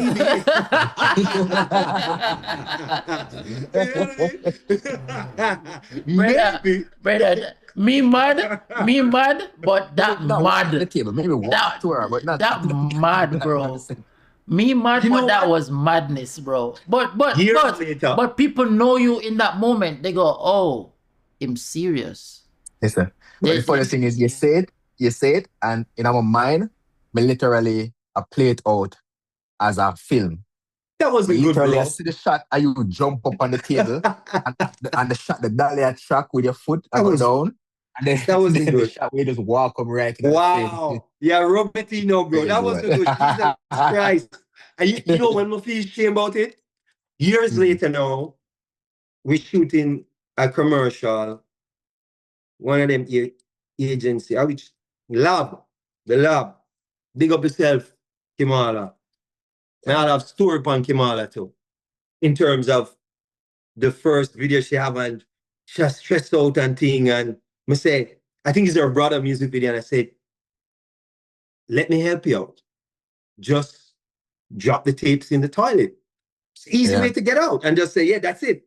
The tape is fucked. It's fucked. She looking at me like she wasn't expecting that. I don't know if she remember that. She's like, what? This was run by Shaq's office at the time. She was like, what the? I said, yeah, since you're murmuring about it, just drop it in the toilet, get rid of it. And then she looked at me like, the fuck? But that's what I wanted. I wanted you to go, yeah. What? No, I'm gonna figure it out, right? So anyhow, we years later we made this commercial with Usain and Shelly. Yeah. So when we shoot in the Usain part, and two ladies from Digicel came on set. The producer went to introduce me. Oh, this is director Kassa. And I go, hey, hi, nice to meet you. Nice to meet. And one of the ladies bucks on my hand and say, you don't remember me? Okay, let me remind you. It was a boardroom. And I ran all the way down the road. I ran all the way down. I was so Yo. Kids, do not be like Ras Kassa. Stories for the grandkids, man. No. Wait there. Let's carry that back. Be outspoken as best as possible, but just know when to, don't know how to limit yourself. Yeah. Well, in Jamaica, here I come with the fire now. But I'm trying to grow my mustache out like this, It's coming slowly, so I treat it very... I don't want misrepresent... You need the round glasses next. I don't... You need the... Wait a minute, I don't want misrepresent your mustache where you build. Is it French or is it Ethiopian or Africa? Where you build? What kind of mustache? It's Majesty. It's Majesty? Okay. So I never say Italian, I say French. I say French. No. Too effeminate. Sorry. Those men are too effeminate. I can say that. Fuck out of here. But listen though, I tell you this, man. To run off that whole thing, you see, passion. You must have passion. Do not be afraid to make mistakes. Because imagine if we never did make some mistake, a lot of things wouldn't design in it. We wouldn't have a lot of things. No. Right. Me and you wouldn't get to work together if me never watch this. If I never tell Johan from Hype TV say, no, man, I know for edit, man. The time that I don't have a clue for edit. Oh, to edit, right? I don't hire me. If I never say, yo, no, man, I know for edit. And the Friday, I quit my job at electoral office and start work at Hype TV the Monday morning. Now I have a clue what to do. Watch this now. Oh, I get into color. My very, very first thing introduction to color is that Monday. Because when they tell you and say, I know how to shoot. He said, go and go shoot this to me. Jack, you're just come from prison and them have a treat. So go and go shoot this. When I go shoot it and come back with the tape, it blew. Everything blew. I never white balance the camera. I start fret and I said, Jaja, the first day, them are going to fire me. And Courtney, my supervisor at the time, he said, no, man, put it in a premiere and then press some button on it. Correct. I said, what the heck? What that? And I said, oh, call it color correction. I said, what the fuck? I was like, no, that me want to do. That. And from there, so everything I'm going to do, I have to do some color with it. Everything. Talking about color. Is it that we're wearing the same shirt? Great minds. Maybe. Navy blue sweater. Yeah, great minds. No, my one is black. What's going on? It's black. Oh, well, my navy blue, but technically... Oh, you have on a short... Okay, it's not a long one. Okay. Yeah, no, sorry. No, it's long. It's long, No, it's long, man. Oh, okay, there you go. Because, I wanted to say it, I've been seeing it. I just have punching on little things, and I'm like, wait, hold on. Why are we wearing the same shirt? Great minds, great minds, great Yeah, minds. yeah, yeah. I must All right, say, all I right, must all right. say, Yeah. I definitely want, big you up and tell you thanks, for representing the ghetto. As a youth from the ghetto, growing up and, seeing your work and seeing, the ghetto being showcased in, okay, you hear about the ghetto, you hear about the guns and, violence and all of this Right. thing, but, we come from the ghetto. We know so the ghetto is, just not all that, and, being able to see that on TV, look on like the Kingston Town music video or the Assassin Oh, Ghetto Motorcycle yes. video. And I see a walk through. I never know say zinc fence could have looked so pretty. Like me never know say zinc Yes. fence could have there's Right. even a video you do where funny enough, me, my sister, my cousin, they on the zinc fence. You shoot it a Spanish town. I never forget that video. Yeah, man, I can't remember the name of the but I remember specifically in the video, it had a I remember the PNP video. and a JLP thing in Yeah, it. Yeah, man, I man. remember the video. There's a You were video in where I that come video? down in our lane. If there's a shot where me, sister, and my cousin dip on the Damn. fence. You see up on the fence, and you say, no, man, because we bother run away. Because we are think so we have messed up and we bother run away. I said, no, come off. And you say, no, man, make them stay, man, and they do it and not trust me. And I see that and I was like, oh, no, man, like that, I want to do, them thing I want to do. So, So, bro, yeah, at man, I first you had want told to me give you this. respects, man. Yeah, At first you had told me this. yeah. Yeah, I remember yeah, that Yeah. video. So I want to give you respects, man, Oh, for yeah, man. Respect. making the ghetto, look like a paradise. Yeah, Kassa, you have some occurrence in our life, because you occur upon my set too, Yeah. Yeah, man, I shoot a total gas station up a Manor Center or a Manor Park, whatever. Up I want a KFC there. And we shoot right there at the gas station, Zane, me and Robin. We shoot a music video. I'ma see you park your car like you come get gas. And I say, Bumbo, that's a Ras Kassa right there, so. And you walk in it like you stop and you pre the liquor thing for a liquid. I like my ear, and then you're on the run, but it's like you look, you see walk one, I'm an alien, and then you run off.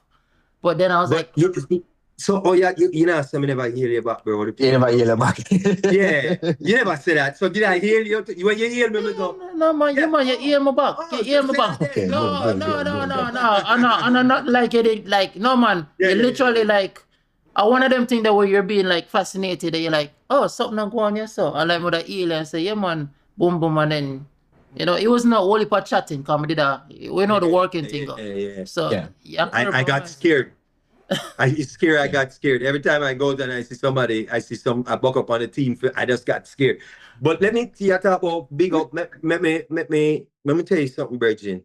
That last music video.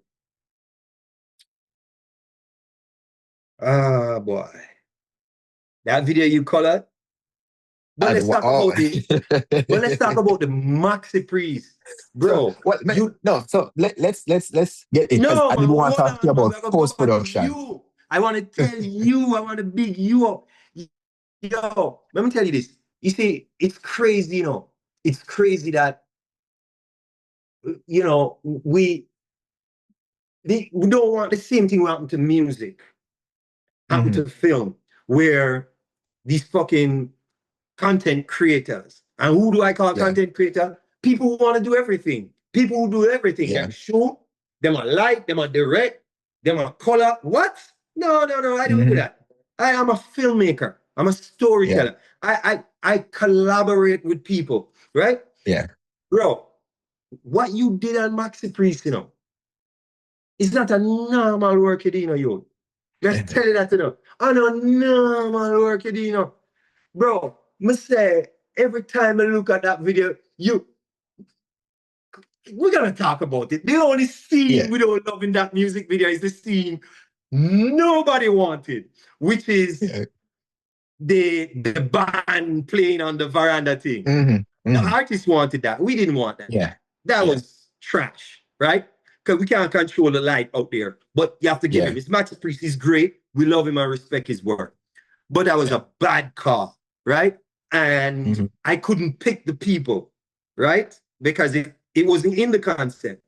But what you did with that video, and then when they meet outside at sunset, Oh my God of mercy. That wasn't a regular sunset color. It was almost kind of like the color of my skin tone because of Skin, the yeah. monitor. Like it was kind of like a pinkish something. Yep. Something like that. And bro, Yeah, let me we went away from the traditional yeah, warm man, bro, sunset come vibe. on, bro. Them have to know. Them have to know, bro. And then this one Respect, man. here, Respect. that we just did. Finish. Oh my Mm, God have mercy, man. This is by Ras Fire, right? yeah. And we say, yeah, man, just push that a little bit more, man. You know, we just have this vibe where we casually Yeah. Yeah. talk about it. You know, I said, yeah, man, just get a little bit more and a little bit more great. Yeah, man, yeah, boom, man, we got, right? And then when it come back and I saw it, I'm gonna show Ayana, and we were like, bumbleclad. And she's like, yo, son, Remember, we get the baddest call, thing you man. ever know. Rude boy. Rude boy. Let me tell you something. To me, a DP and colorist are my best friends. That's it. DP, colorist. That's it, right? That's it. So yeah, I just want to give you props on that. Say, I'm gonna take Respect, you for a man. little Give thanks. squab. You understand? Respect, man. Respect. Because them man do some things to my work where I go, yo, give thanks, bro. It's definitely a team effort, you know? Yeah. Yeah, man. Yeah. Yeah. Because I know you have more I- questions. I'm sorry. yeah. I won't keep you, too much longer. But Good. I'm all yours. the Well, I'm not all post-production. yours. No, But I'm yeah. all. You have time. All right, You have sorry. time. Hold on there. Some popcorn there in the microwave. Some popcorn there in the Why? some popcorn in the microwave a burn up. Oh, When God. it comes to the post-production process, what's from a director's point of view, what are some challenges you usually face, going into post?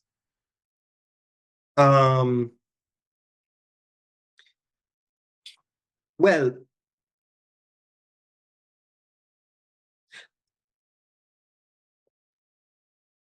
okay. So, no, or anytime in my career. Anytime. No, back 'Cause then, I don't have problems now. I don't do problems anymore. You know yeah, what I mean? Yeah, I don't. yeah. I absolutely everything everything But nowadays not necessarily problems, but challenges. challenges. Yeah. For example, say you had a story in mind, you go on set and you shoot it, but then when you come Oh, back, you realize, you probably never, get how certain things. you maneuver that. Yeah. Yeah. No, yeah. Personally for me, I think I I I I pass that stage because it usually start in the pre-production, right? I have these concepts, and the first thing I'll learn from my days back in the day, Yamani, when I was with the agency and Yamani represent me, Yeah. he still does in some sense. And he would always say, okay, what's the number? What numbers we're looking at? What's the budget Yeah. before we even talk concept? So that's the thing with reggae, right? Even if the artists come from a different country, it's like them adopt the Jamaican philosophy. We don't want to talk about money. So, they're like, no, we don't want to stop your creativity. And then I go create these elaborate things, which is only what I know, right? Sometimes it's just in one room, but the amount of what we need and stage and our height ceiling must be. Yeah. I just don't get it, right? And then, so that's where I will run into the issues, but then it will change. And then now once it change, because they don't have the budget, now they have to kind of flow like a butterfly vibe. Like, let me create. Don't just let me create. This is the base. This is what we're gonna do. You're gonna have this awesome performance. You're gonna have this. I'm gonna make you a star. Don't worry about it. Just make sure you get some rest and make sure you exercise. All right?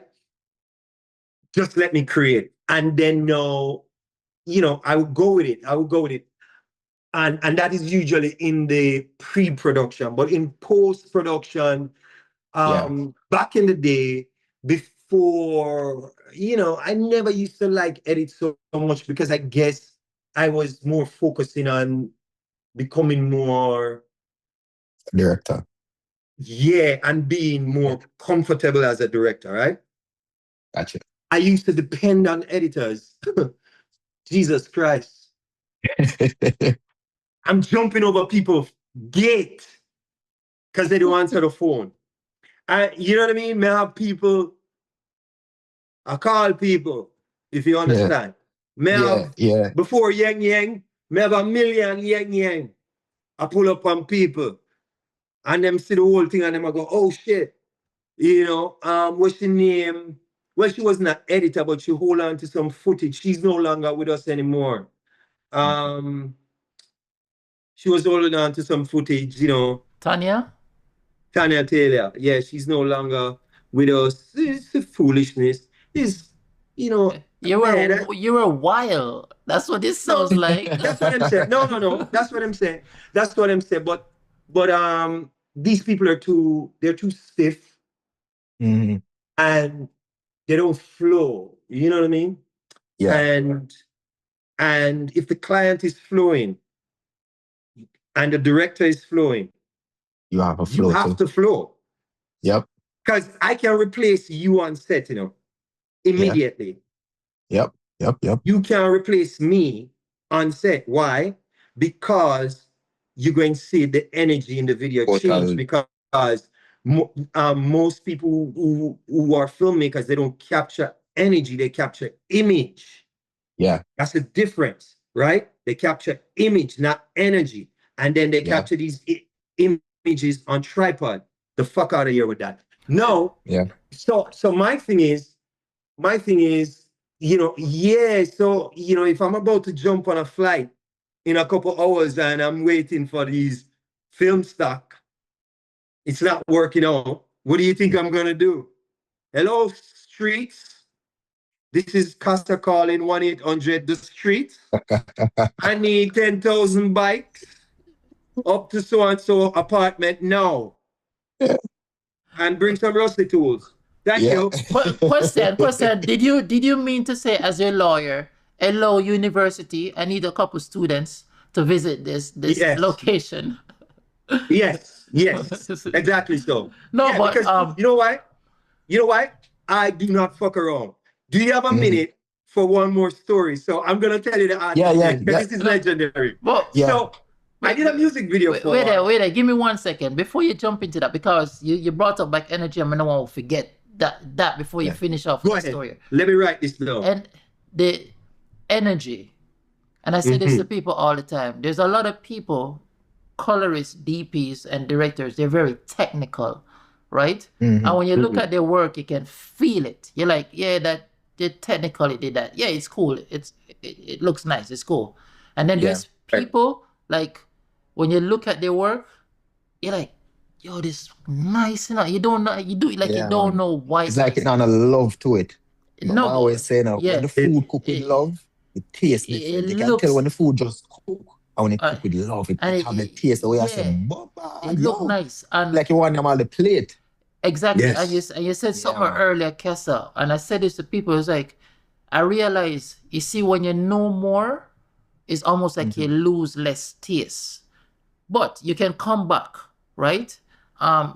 People that's very technical, I'm not gonna say them not have no taste, but them don't know enough seasoning. It's like they can edit via numbers, not feeling. Yeah. Exactly. That's why I always tell even Twain that I in his presence, I wouldn't even call myself an editor. I'm just a stylist. I style the fuck. I'm a curator. I just put the shots and I look for the emotions in the background and the foreground. And then I look at like banner, I look at that. There is some little moment there, like Damien and I end up talking. Damien called me like 6 o'clock in the morning. right? Just come off a tour and we talk for hour and change. Yeah. We never talk that long. And he's just like, brother, the little moments, them, the nuances, some little thing when just turn and just looks on. And Yeah. the beat, Yeah. that is the emotion, is what I'm talking about. The energy. You know? Yeah.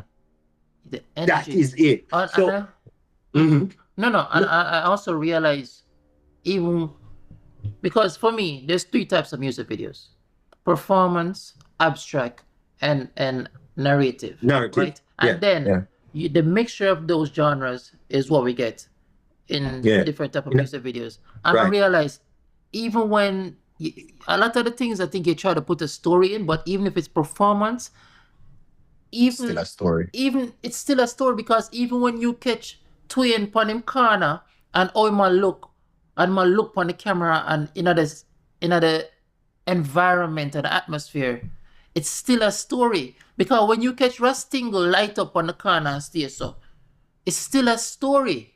And Ras Tingle is a whole other Kassa. Story. It's a whole other story. Right? Yeah. But even just looking at the person in their environment is a story. I mean, I look at that a while ago and I say, like, this is what me see the man them do at Jamaica now, which was been done by you before probably people did not do it. You see Hold that? on. Are those weights? Yeah, man. Yeah. Oh, because, I'm sorry. I'm like, okay, it have the shape of an A, but what are those? I mean, sorry. Yeah, man. Because I'm trying to figure out exactly what it is. Because may I dissect everything, from when we watch your video there, Listen, when you guys are thinking. we just get a 360 of my space, so we talk again. Yeah. Sorry. I was trying to figure, I'm like, after, so, to capture the energy is very, very, very, very important. But yet still, it is so easy, because you know what? I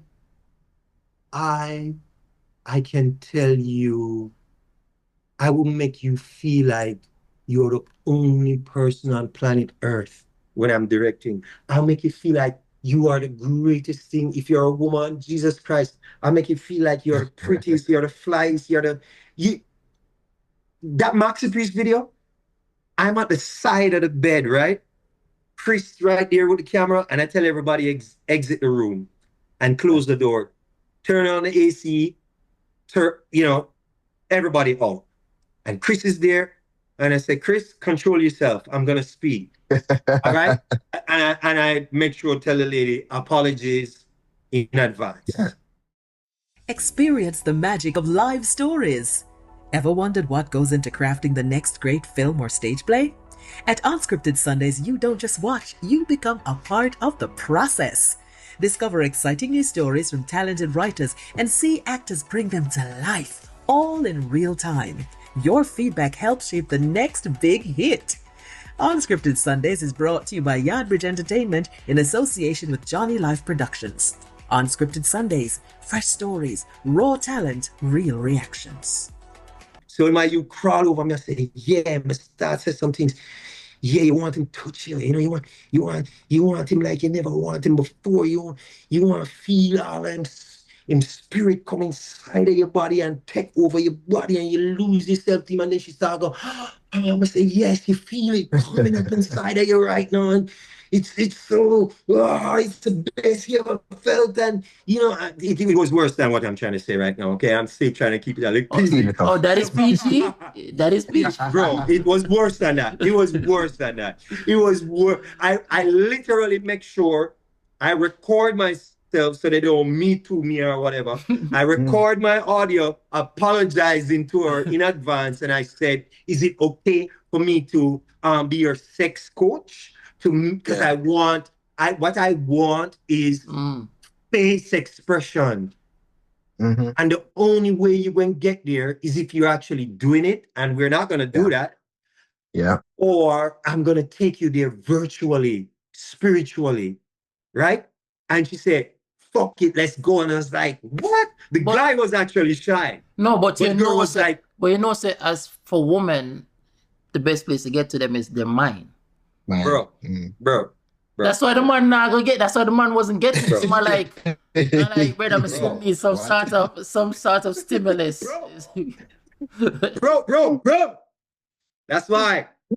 All right, Yeah. that's a different podcast. But anyhow, Yeah. but yeah, so I talk her through it, and we probably did like that side tracking shot. Mm-hmm. Everything was just 1-1, 2-2 takes, because word take unto itself flesh and manifest amongst men. So me Yeah. speak it into you. I do not care if you have no self-belief, no problem. Yeah. As long Yeah. as you have the look and I see something there and you're willing, voila, that's all I need. I will bring you there. I will take you there. I never had to lyrics a woman yet. Mm-hmm. Yeah, I never, as Jamaica, you like it, lyrics. So Yeah. I never do them thing. I never do that yet. In fact, I was believe this or not. This is gonna sound weird.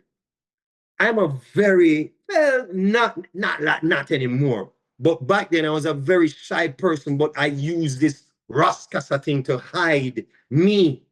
You know what I mean? So I step up like, yo, I'm all right. So that was just a front to keep everybody off. You know what I mean? Yeah. Like certain birds, they'll make themselves look bigger. But that was to keep everybody at bay. But really and truly, I was like this. Yeah. Somebody's gonna find out that this guy don't have a job. He's just directing. You know what I mean? That's all he's doing. He's just directing. This is not a job, So you know what I mean?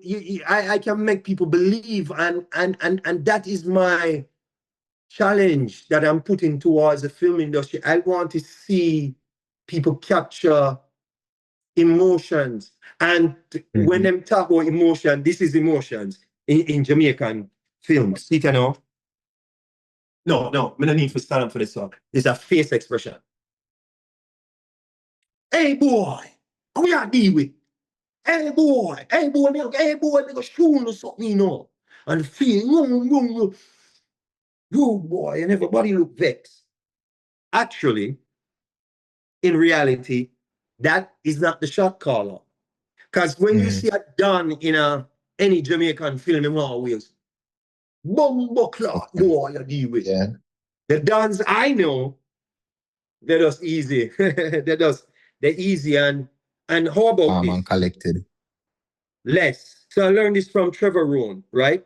Because that movie, wait name, One Love, with that Trevor Rohn did, not the Bob Marley One Love. The One Love with Kimani Marley. Oh, yeah. One Love, right? I think. Yeah. That's the name? Yeah, man. All right. I think it's One Love name. All right. So research a film that my youth and looking at it. No, the lead character named Kassa and him bridging named Bobo and one named Asha.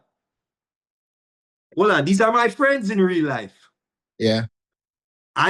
So they wrote a story and they felt like it needed something. So I don't remember how Trevor Rohn asked for me. I'm not no writer.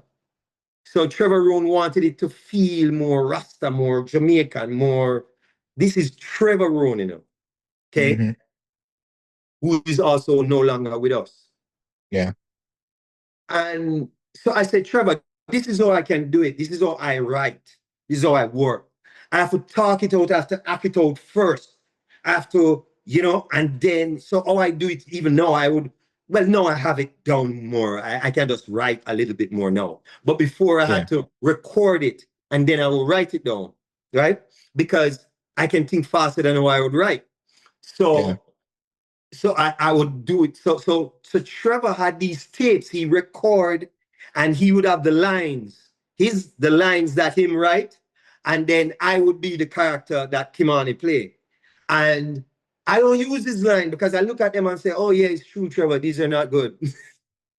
I said, these are not good. So what I did was he pressed record and then him read the line from whoever, and then I just respond naturally and say, no, boy, Rasta, and I saw it going on. And then he record that, and then he type up that as the lines.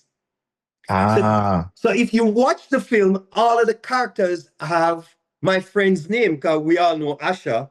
Asha. Mm-hmm. Yeah, and my brethren live in England named Bobo. These are real people in real life. So some of these characters have my friend's name. So, I had to, kind of see it by feeling it, by acting it out. So to come back to even what we were saying earlier is, to be a good director, somehow you have to be some kind of actor, I guess, in a sense. I don't know. It's just me saying it. It's some bullshit somebody probably said. But I feel like if you look at most of the music video, you will see me at the beginning of the tape showing, if you look at the actual raw footage, showing the artist what I want them to do, because don't get it twisted. I don't care who you are. I don't care how much budget you come with. It is my music video. Yeah. Technically, creatively, it's my music video. Your art. And legally, it is still my music video. I don't know if that could be another thing, because legally, if I didn't sign shit, it's mine. Because I legally, come up with that it's your concept. art. Yeah. But I was telling you. Yeah. Go ahead. No. Go ahead. I would just remind me to close off somewhere in there. You have a nice story. Story You have a story still. with William Junior Reed. But go on. I don't want you to miss your questions.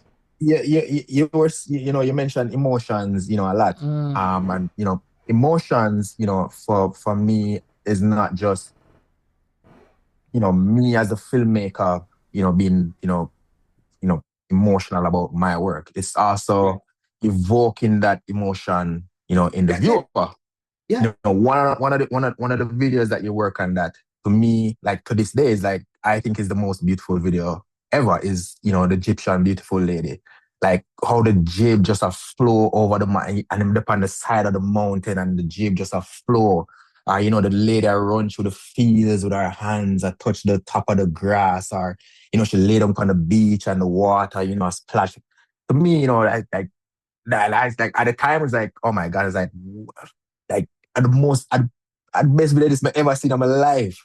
Like even up to this day, literally, like to draw inspiration, I'll go back and watch that video a couple times, because it's the emotion with it evoke. That video. I just want to tell you that video. I shot it, let's say Sunday, and I finished editing Monday, because I liked it. it. Again, as I say, you can see it. You feel the emotions.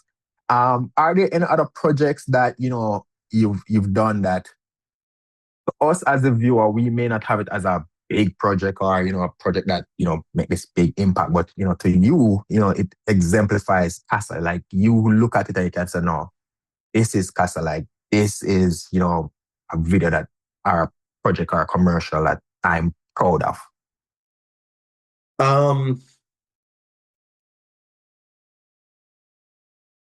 Well, definitely, this is how I look at it. Everything is a story, right?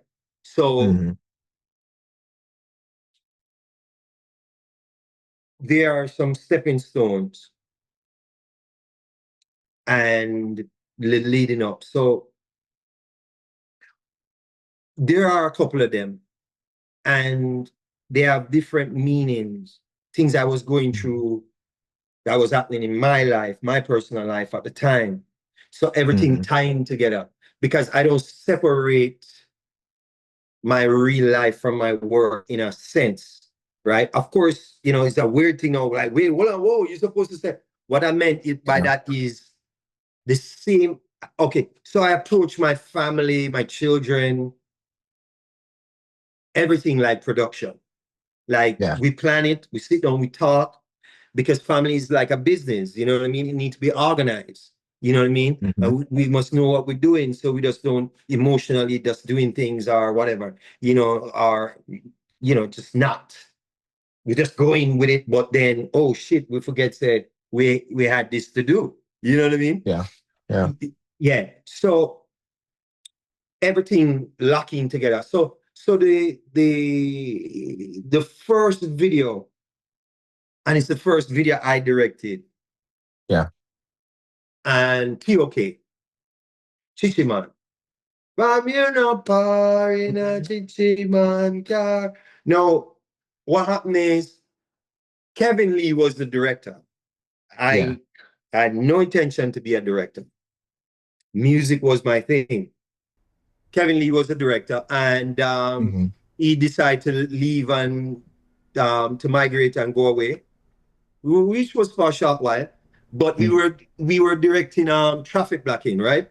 So Kevin was the director, but I am like the vice president. He's the president. I'm the vice. I'm the act. He's the director, and I'm the co-director type, whatever. But I create the concept, and I do the location, and I talk to the artists, and that's why it helped me to grow as a director too. So when we're out there, I'm calling the shots, and I'm telling people, and I'm vibing up people, and I'm directing it, and so on.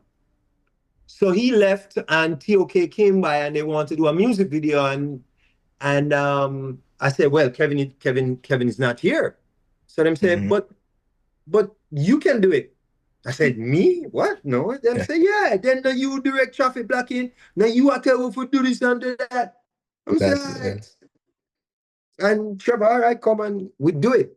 And that video, come on, you're looking at it now, it's like, you know what I mean? At the time, P2 camera or maybe one of them something there or something on the shoulder thing. But the point is the abstract. We didn't play into what they were saying. We do it from a perspective. They are at the movie. They are watching a movie. Some Darth Vader guy, a car, shoom, and the car disappear. I was looking at the VFX. I was looking at the VFX, right? And I was like, I went this. Was horrible. No. But that's what me say is I went this, and no, it works. I mean, I say nothing wrong with that, but me just like, I when they make this so them actually do VFX, like when I do some compositing and things. Bro, one more thing for say, we realized that to render for like 2 days. 2 days. Maria also watching your videos, me realize you love things in the foreground because you love put radios in the foreground or TVs in the foreground, and that music video you did where the TV's on and the brother drop the wallet and then somebody just pick it up and then they pick up the TV, and the whole time may I wonder, how the fucking TV on? Okay, them composite this. Who the hell tracked this screen? This screen is tracked well and composited well. Yeah. Right? Yeah. So I push some people. I make a lot of angry people. But a lot of those things in the background in the early days, it's definitely Chris Browning. Chris Browning, it's like we need that, bro. We need something back there. And then Chris Browning, I bring Chris Browning up with the movie business now and film school about, you're crossing the line. I said, Chris, I can cross the line because I'm going to cut to the performance and then come back to the story. So when I come back, I can cross the line. But if I cut from here to there, I'm fucked. That's when I cross the line. But if I cut to the performance and then come back to the story, and Chris is like, oh. And that's one more. That's one more thing you said earlier about rules, breaking them. Yeah. Like knowing the rules and breaking them. That's how we're trying to teach people. But also, when you don't know the rules, it makes you create from the art. It makes you create from the art, and you create more real raw stuff. Because there's things when me shoot, when I didn't consider myself a DP, it's just a virgin, just like you. And they say, yo, you shoot music video? Man, I'm not shoot music video.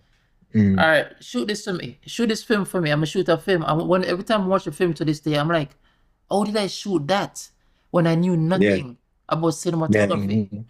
And it looked good. It's really good. I mean, like, me wouldn't think that way then now if we shoot this, right? So there's another project you do where again, man, there's so many projects you do that inspire me.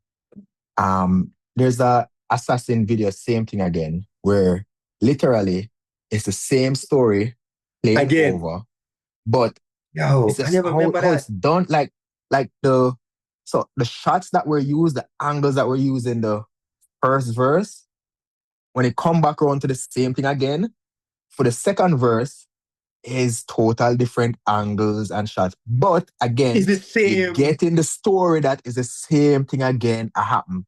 And it happened again in the third verse. Oh my Yeah. gosh. Like, yeah, Wow, yeah. I never remember that Um, video none at all, bro. Yeah, man. Trust me, man. There's again, as a Wow. youth, growing up, seeing them videos, like Oh, videos of me, I say, yo, I have to work with same thing Kassa. again. Like, them thing I want to work on. Yes, man. Them video, man. Like, I never again, remember that, bro. that I is a never video remember that. where the backdrop is the ghetto.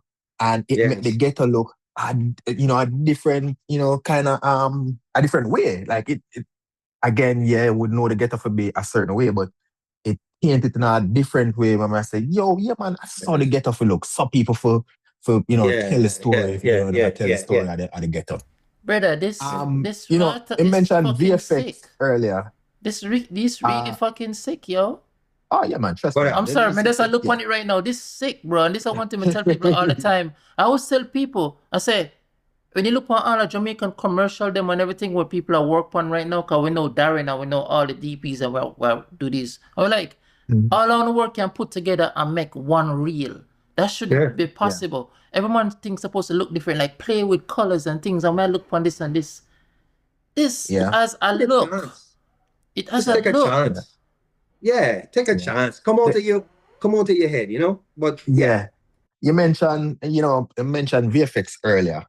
Again, our next project where you work on, which is my favorite Damian Marley song, Mission. It's a very VFX heavy music video. It's a video where again, because it's maybe my bias because I'm a favorite song, but it's a next video where I absolutely love. And it's, just how the story, is being told, using, the VFX elements, again, is something that's very inspirational. And also, a little bit of backdrop on that video is that I did there one time, Critica do it. Right. And also when you call him 100 times, and I say, yo, what the video there? And you say, yo, me go come, yeah, yo, wait. Yeah. And you call him and not answer the phone. Yeah. 100 times you were there, right? Yeah. The man answer the phone and you call him. My God. It's like, yo, open up this Ras, yo. Again, work that, it's inspirational. Oh my God. Yo. In closing, a youth, or a, boy or girl, say they want to be a filmmaker. What advice, you can get to them? Yeah, holy. First of all, take some time to know yourself. First thing, you have to start with you. Yeah. And if you look in the mirror and you don't like what you see, you don't like what is presented to you, not just what you see. You own the publishing, you own the royalty. Change it. How are you going to change it? It comes with paying attention to everything. Everything. When you're eating, when somebody's talking, the first comic book you have, pay attention to everything. People watching is the greatest thing. I don't know what the fuck they're doing in film school, but people watching, people watching. So one, figure out, it's first have to start with you. Don't forget about filmmaking. Figure out who you are, what you're about. You don't have to 100% figure it out, but you want to make sure you are comfortable in some way, even it's 40% or 50% of yourself. You're comfortable with who you are. And once you are comfortable with who you are, right? No, that's that canvas is ready and prime because it first starts with self-belief, right? Mm-hmm. Because I see people directing and I can look at the work and I can tell, you know, yeah, this Yeah. person's a little timid or whatever. They're afraid to go there or whatever, you know? Mm-hmm. So the first thing, start with yourself. Second thing, people watch. People watch. Yeah. Don't be afraid. Don't take yourself so serious. I have children, so now I have to become a philosopher, meaning I have to create words. And one of them is this. Be conscious enough to know when not to be so fucking self-conscious. Okay? Yeah. You know what I mean? Yeah. No Yeah. until, hey, I don't give a shit if I make an ass of myself today, but I'm going out there, we're gonna have fun. Mm-hmm. The cameras are rolling behind the scenes. I don't give a fuck how people look at me. I can't stop to think about that. I'm gonna get lost in this that I'm doing now. And people are gonna say, oh, you're crazy, it's crazy. The truth is, when I'm come home, I'm chill. Yeah. And I plant flowers and stuff. So I'm not crazy, but I lose myself in what I'm doing. So don't be so fucking self-conscious and trying to look like a director and sit back in your chair. Fuck all that chair bullshit and all of that. Oh yeah, people bowing down to you. Just let go and create and collaborate. I would say to you, I'll say to anyone who is coming up, pay attention to everything. People watching is very important. And one of the things, obviously I can't tell you about nobody else. I'll tell you what I do. Couple of my favorite films, My Left Foot, Breaking the Waves, Godfather. When I was single, right? It's the best thing ever. Not saying better than my life now, but I mean, I had a DVD player and I would have my TV, ridiculous TV, right? And I will have the same movie on repeat. So I'll never sleep in my room. I sleep in the living room. I wake up, I'm showering, I walk out the door and it's still playing the same movie over and over. So I come in, it's the same movie. I'm chilling with my dog, as in a 4-foot dog, not what they call dog. No. You know what I mean? And so because I can't do the bunch of people thing, you know what I mean? And I'm on the top of the hill somewhere up in Jacksonville on some bungalow, just me alone. And I have the same film. So you have to study these films, you have to study these films and don't get caught up in shit like who the director is and, oh yeah, you can list off all of these directors, you know what month they're born. You're too much of a fucking fan. You're studying too much. Just relax. None of that, no blood clot matter. None of that, no blood clot matter. Exactly so, right? So this is what I say to my students back at UA. If your boyfriend or your girlfriend is not into film, get rid of them. They're blocking you. They're a nuisance. They're in your way. They're your enemy. Get rid of them. That rough. Get rid of them. Be brutal. Be brutal. Yeah. Buy magazines. Rip them out, tape them out all over your room. So if you're taking a dump, you're taking a piss, you're cooking, you're looking at a compost shop with lighting and so on, because everything starts with stills first for me. Big up to William Richards, also play a role in my directing and, just how to see things. Career, my film career, right? He's a still photographer and so on, but don't sleep on William. Willis. William, a top dog, Willis, William a top dog. Okay. So when we were talking about earlier, how you talk to females in that moment to get that look, I've been on set with William. William is dangerous. May I look around and me like, is this okay? Is this okay what he's doing? Legal? Is this legal? Because we come back from foreign, foreign kind of street. Yeah, everything is. Yeah. Oh, the money I talk to them, so this not okay. Yeah. So it's like, yo, Will is crazy. Will is good. Like, But you know what? Here's the thing. William and I, we're Scorpio. Right? So you know, so we're a brother right there, and you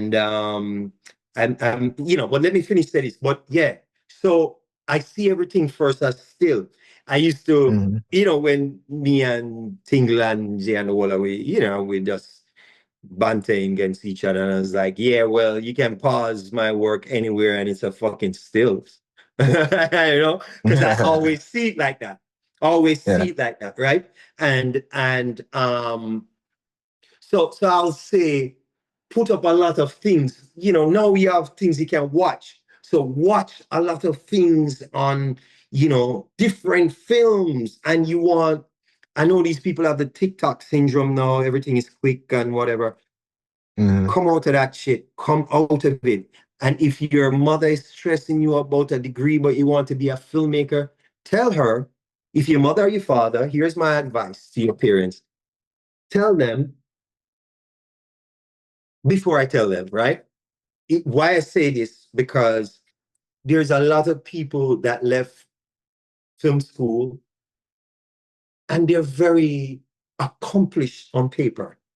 You ever met those people? Yeah. They seem accomplished on paper. Like they're treating it as if they're a doctor or an engineer. There's no creativity. We go back on the wall. No, we go back to the people them without taste. Them taste only there in them head.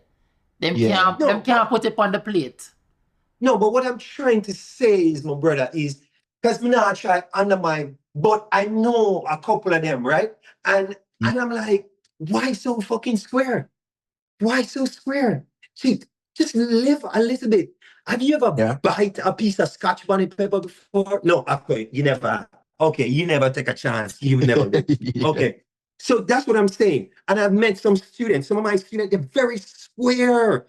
And their mother and their fathers. And I said, listen, if they're so concerned about this diploma or whatever it is that they give out, tell them they should go back to school and get one and leave you the fuck alone, because nobody's going to hire you for your paperwork. They're going to hire you for the film you make, the video you make, the this you make. Your name is buzzing around. Yo, this new DP, this new editor. Let them feel.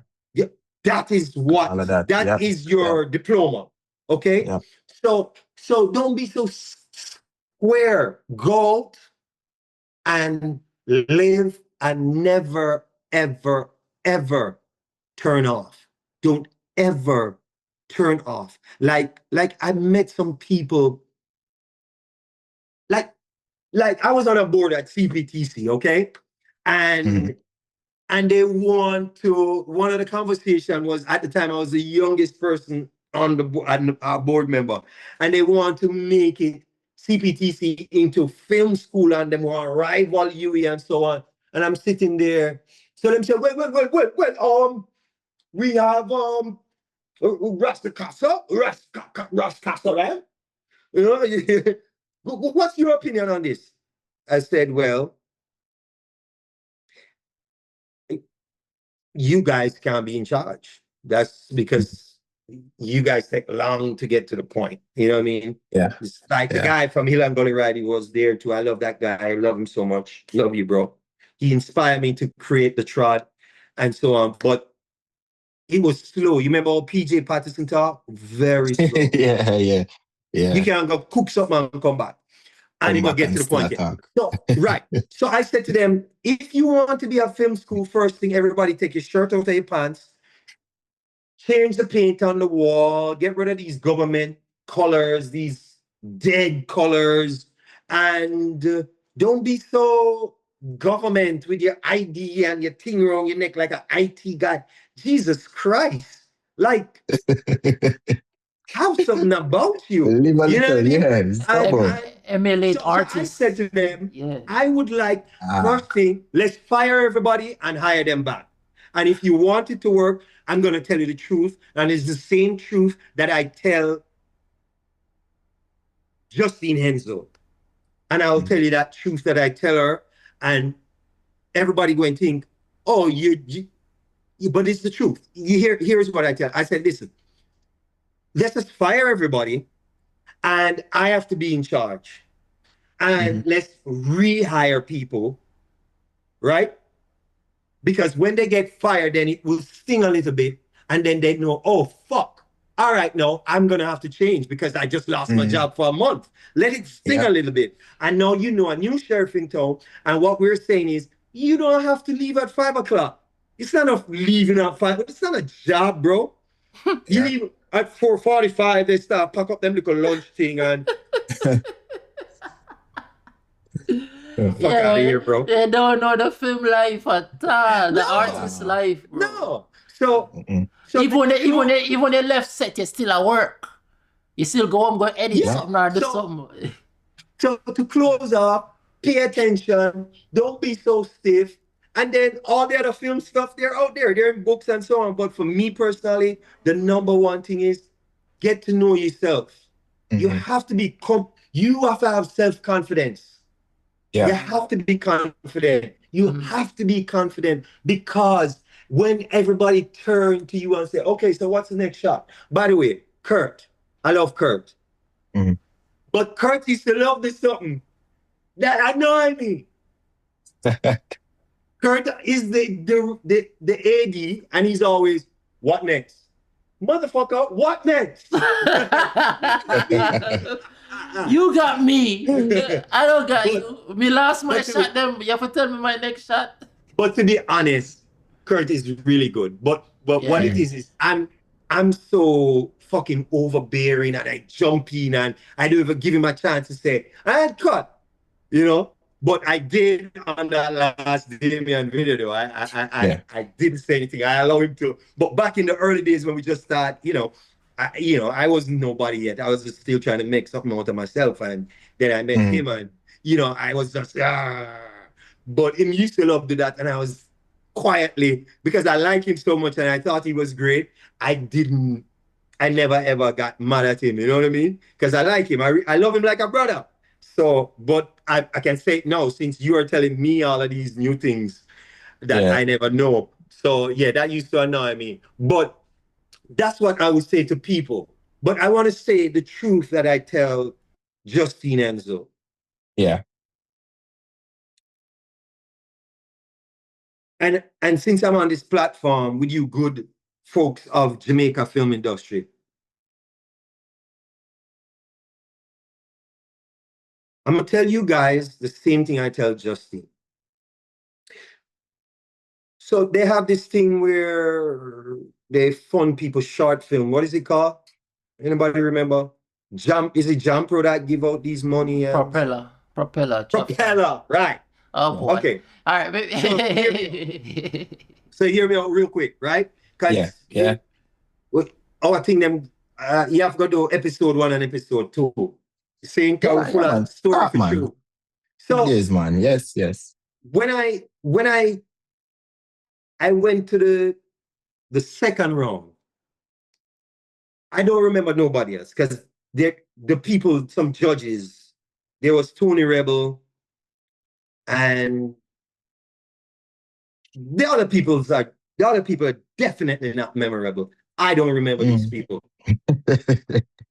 Not memorable. The only thing I remember somebody said to me, I don't remember what they look like because their face is not memorable at all. No, but I know it's not anybody on this panel here because everybody here is memorable. So, it's a short film that I have and it's a lady who, I don't want to give away my story, but long and short, she's expat from England and, she's old money and she have her driver and her cook and so on. But she kill people. She make her garden and these people kill people. And then the gardener end up using the skull of one of her victims and hit her over the head and kill her. Mm. Perfect. This perfect. You see the justice right there, right? The skull of one of her victims, he use it in the long run because he don't want to do this anymore. Yeah. To hit her over the head because she was going to kill him. Right? And break free. One of the person them now on the panel look at me and say, all I know, this person have one of the fucked up accent that sound, some Jamaican, live abroad, and it just sound horrible. Just a fucked up Jamaican American accent. And he said to me, so how do you feel about the film? I said, fucking amazing. The location is perfect. I have a great location. And he said, no, not that. I said, what? The fact that a black man killed a white old woman. And my wife, Ayana there, and she using her knee, hitting my knee like, kill the fuck out. Yeah. Kill the fuck out while she's smiling gracefully. And I said, and I hit her about like, I'm gonna chill the fuck out. That's what that means.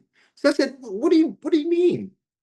And he repeated it again, and I can't believe this black man repeat this again.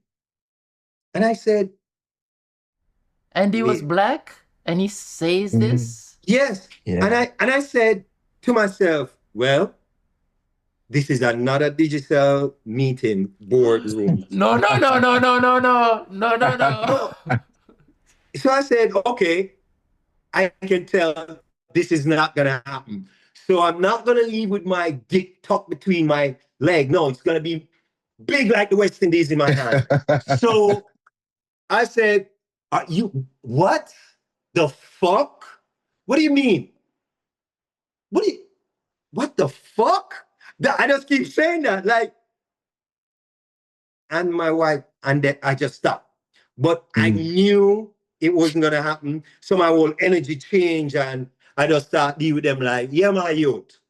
I just start style up everybody and like, my youth, yeah. I'm a no Tony Rebel, probably I want that, bro. Yeah, deal with me, like, we cool. Yeah. Some of them start, when we do know, we just start bring down people, because I'm like, first of all, you motherfuckers, what the fuck have you done? You city, you don't know. Like, what fucking film have you saw? Tell me a good fucking film. What are you gonna fucking tell me? Which great film have you fucking watched? But the Because I'm next gonna thing tell is, you, it's not a great fucking but film. the next thing is they have people judging you that haven't made films. So I knew that wasn't gonna work. So then I didn't bother with it after that. 10,000 middle finger. No. So here's the truth. My words to these. What you say name again? Jafta. What name? Propeller. Oh, Jafta is something else. It's the music, I think. Propeller. Here's my advice. Jafta Jamaica Film and TV Association. Oh, okay. And them run Propeller. Yeah. There you go. So Jafta, Propeller, Film Commissioner. Take a word of advice from a practitioner that has influenced a generation, and the credits behind my name for the first time in my big man time. I'm gonna talk a little bit, muscle up myself. But I have a string of credit behind my name that would outlast even the institution that you people work for, right? Which is true. Because we just get started. Yeah. So here's the truth. Take some advice from me. Film commissioner, propeller, whatever. Take some fucking advice. Stop playing this stupid democratic bullshit, right? Stop it. Because I heard that you guys give money to people and you still don't see these films. Stop it. You're going to look at a story and say, this is good. That's trash. Get rid of it. What you need to do is this. Here are some filmmakers. 1, 2, 3, 4, 5. Yeah. This year, we're going to give one, money to make the film. we now give everybody little. No, we are give John Brown One man. this year, based on this person experience and them line of work. Boom. Year 2, give John Tom, give Amy Jakes, give all of these credible people, right? And push them out and put everything behind them and have the industry behind them with full force and support. So we cannot just get some obscure award. We want the Tribeca. We want the Can. We want the this. We want the that. Yeah. And here is the thing. I'm going to tell you how to sell a film. You ready? This is crazy because this is what nobody at these places that claim, oh, them is film this and film that. They don't know shit. They can't sell film because they don't know nothing about the business of it. The character who make the film, listen carefully. What story, if you sit on Jimmy Kimmel's couch, he's gonna interview you, he's gonna show your film, but he's not gonna talk about the film, right? He's not gonna sit here and just talk for 5 minutes about the film. No, he's gonna talk about something funny, entertain, because it's a late night show, you have to entertain your audience. Yeah. And then at the minute he said, last few minutes, him run the trailer, and then he said, tell me about this film, and check out the film in theater. And by that time, everybody fall in love with you already. Right? Yeah. Now, who the fuck can sell a film? Because I am the only one don't make any film yet. Everybody been making films. They're not connect yet. So the problem is, what they're doing is, they're playing filmmakers. They're going to festival, they this, they that, but they don't have any character. They're not memorable. They're not inspirational. They don't have backstory. They don't sell their story. So if I go on a couch talking to, say, Oprah, I can talk about the film and I can tell her a story that make both of us cry about how I grew up and my mother get thrown out of the house, the tenement yard where we live in. And I was a kid jumping up on the mattress, And then another time my mother buy a house, a moving house, and the house drop off of the truck. Me have 5 sisters, me are the only boy. You know what I mean? I can tell you a funny story on Jimmy Kimmel. The first time I had petrol shots, right? Because I'm not an alcohol guy. So I went to this party named, one of them dress-up party there, with my brethren, Jarek. And we said, we're going to do shots. And him said, bro, you're not a drink. I'm saying, yeah, man, we're doing shots tonight. Patron, let's go. And he's like, oh, okay.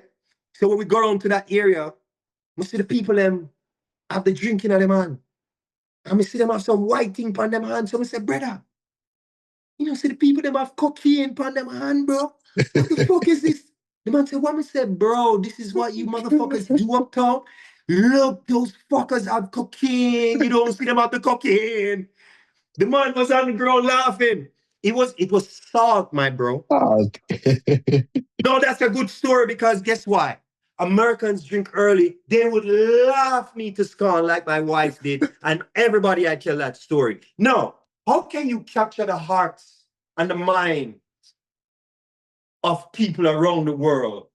Not going in there in a man bun and you're all dressed up, look like a filmmaker. But how can you sell a story to get people to love you and fall in love with you and become cult members? How do you do that? Nobody have done that so far. Nobody. So therefore, what I tell Justine is cut this democratic bullshit. Give me all of the money where everybody have. Jam Pro, this, that, and let me write a script and let me use my same people all the way and let me make a film and then you know what it's about and then give me more money to go off the can, give me more money to go off the Tribeca and I bring you back real fucking awards. Yeah. That's what we do. Stop playing this thing. And then no, when we build it up, then no, we have something now to show the newcomers say, oh shit, you have to live up to this. We have 2 Cannes Film Festival. We get one from J-Will. We get one from this. We get one from that. You understand what I'm saying? We have a Tribeca. We get that from this. So now you can't just come with some little, oh yeah, it's a Nancy story, and the lady will approve it. She used to love a Nancy story, so she said yes, and she approved it. Get the fuck out of here, bro. I have said that. I say Okay. you have to have standards for people to see and live up to. Yeah. If you keep on creating subpar things, people not gonna know where they need to be. Like you can't have a film festival and it's only locked off to Jamaicans because they're not gonna get better because you don't have an American where jumping, even if for good, it just have to be a different country with a different style, a different way of shooting.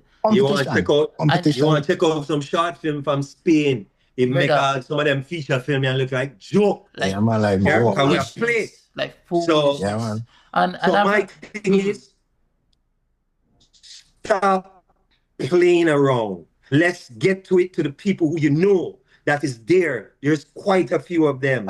You understand? You have Storm them and J-Will them and a whole heap of you. A whole heap of you. Investing in the people that are solid already. What on the ground. Yeah.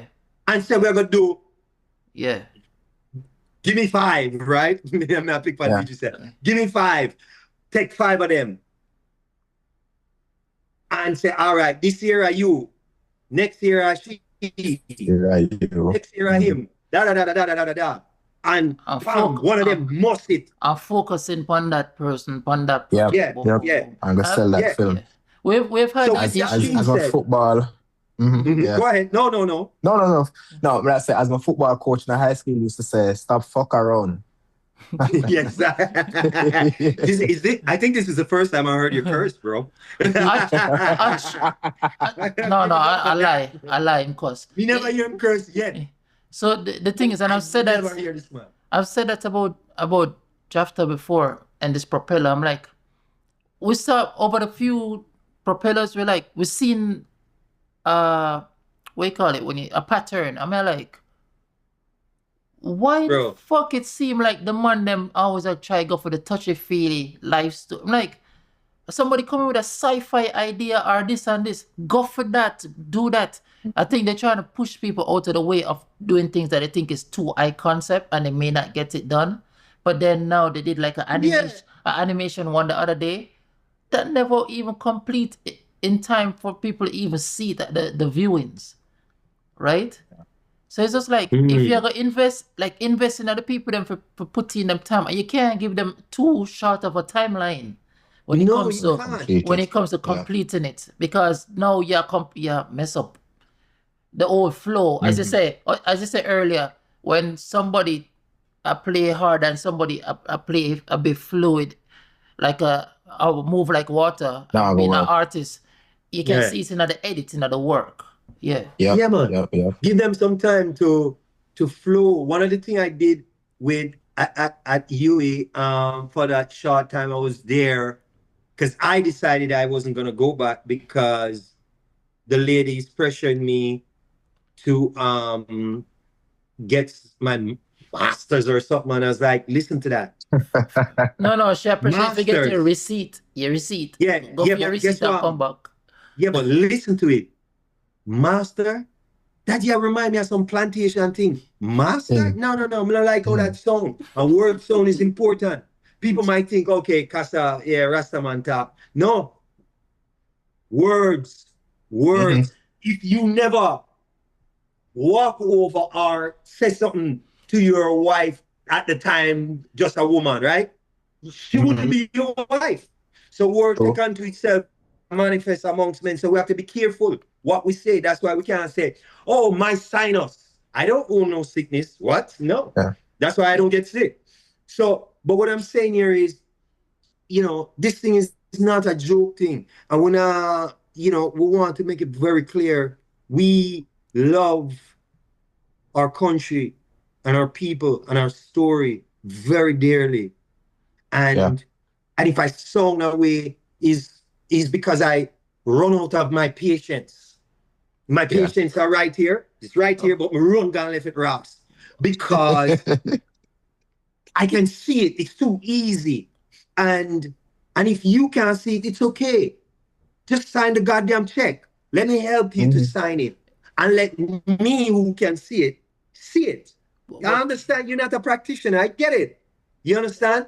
And that's one of the problems I'm having with the documentary you mentioned, Jamaica Land We Love. You know, the Honorable Minister, she's amazing.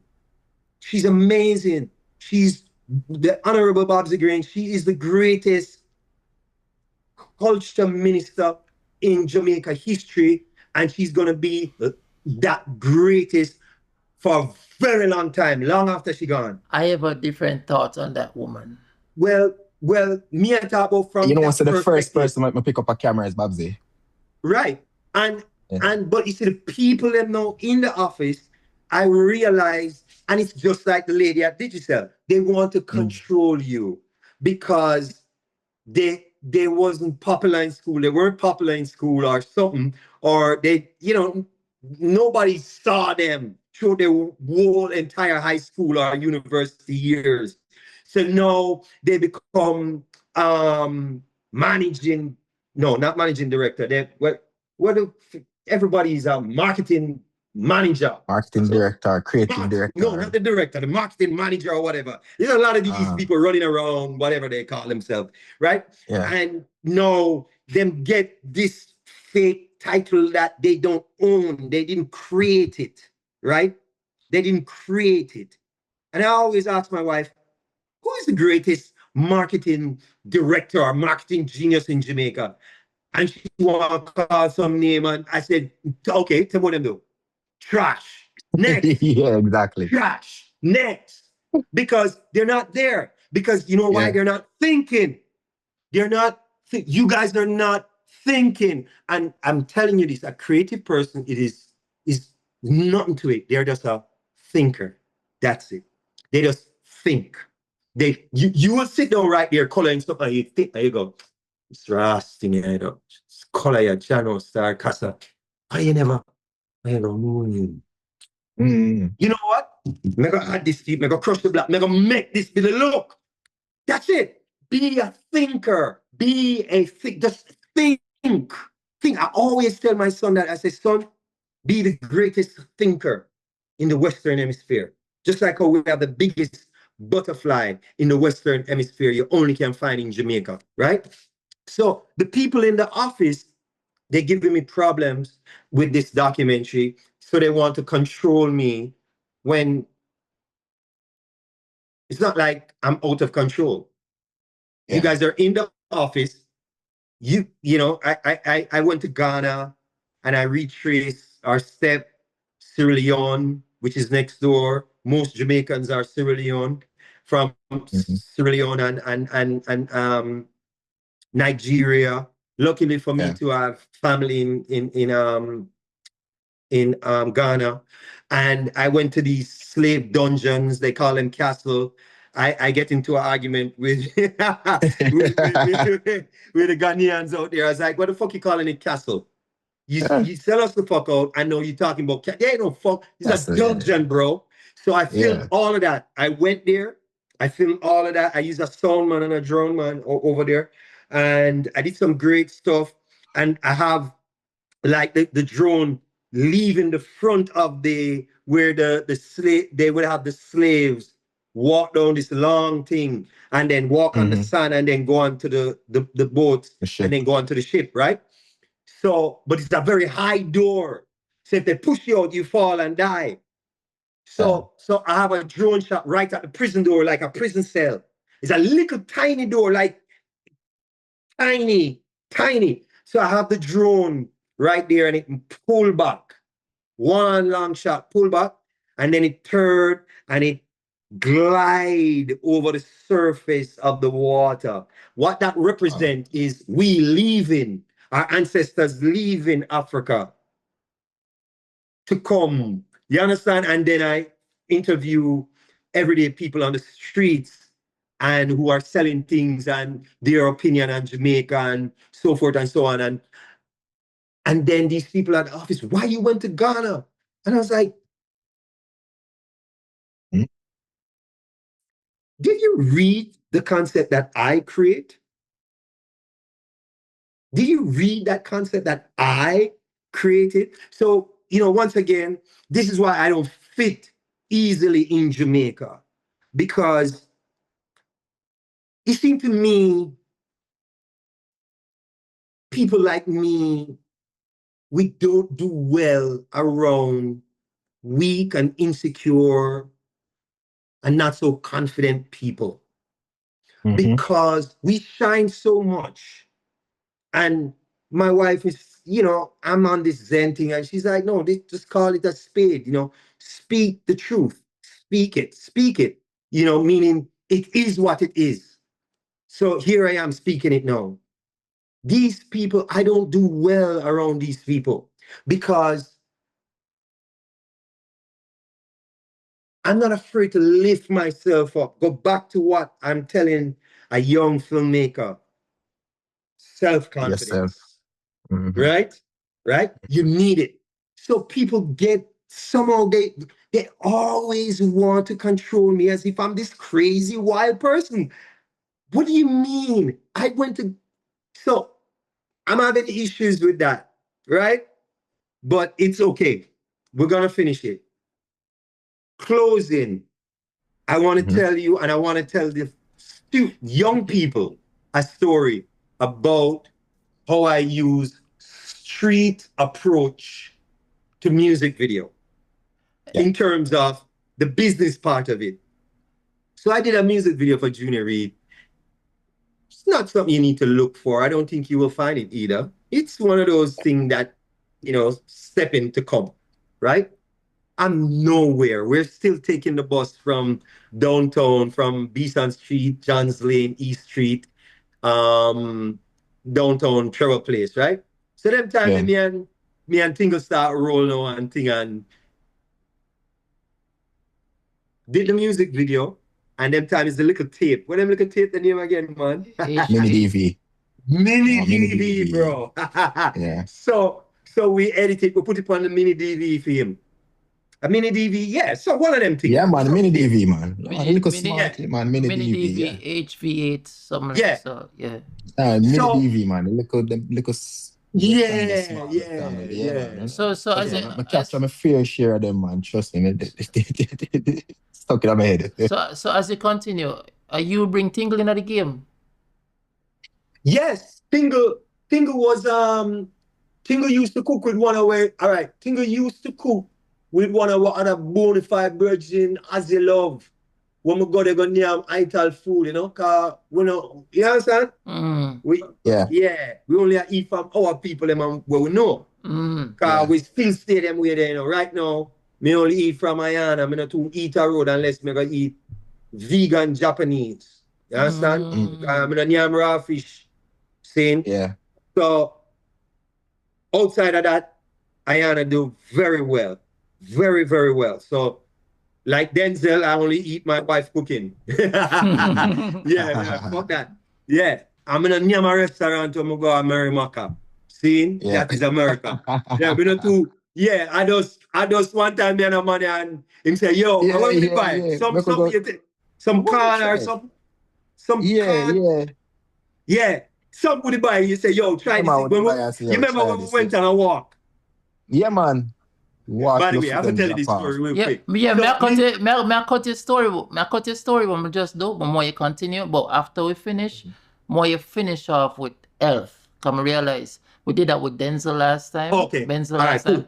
And as I realized just by sitting here with you, amount of time I get up just to exercise and drink water. Then sit down too long. No, coconut water. I don't waste my time with water. It's a waste of time. Yeah, I'll come back to that. Just remind me. But yeah, Junior Reid then, right? Real quick. By the way, this man tell me, so we go for this caught me by surprise, bro.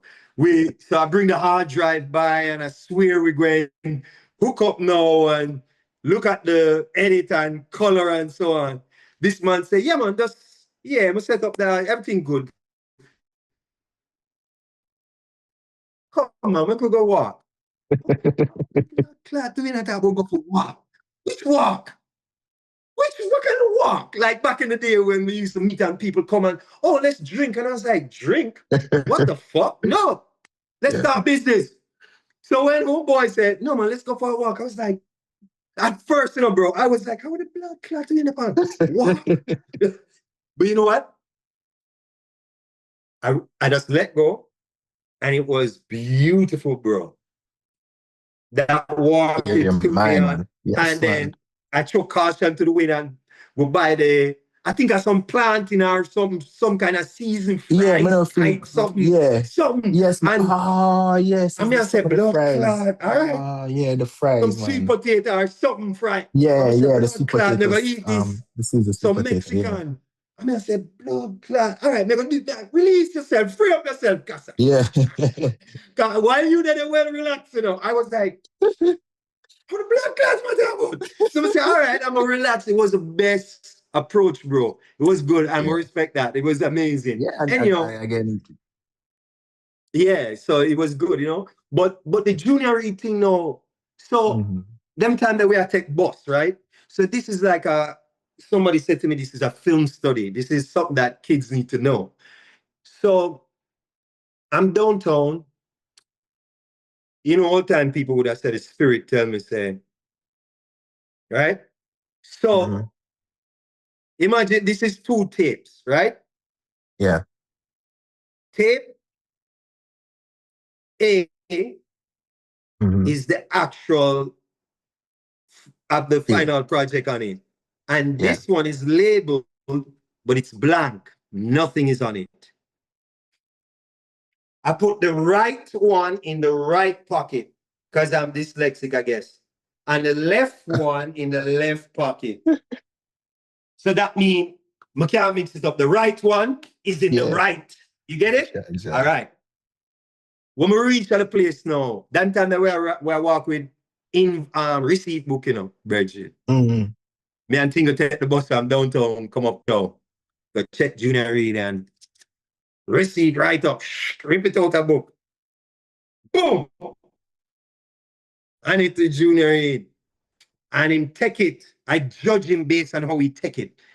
So this is how far my directing go.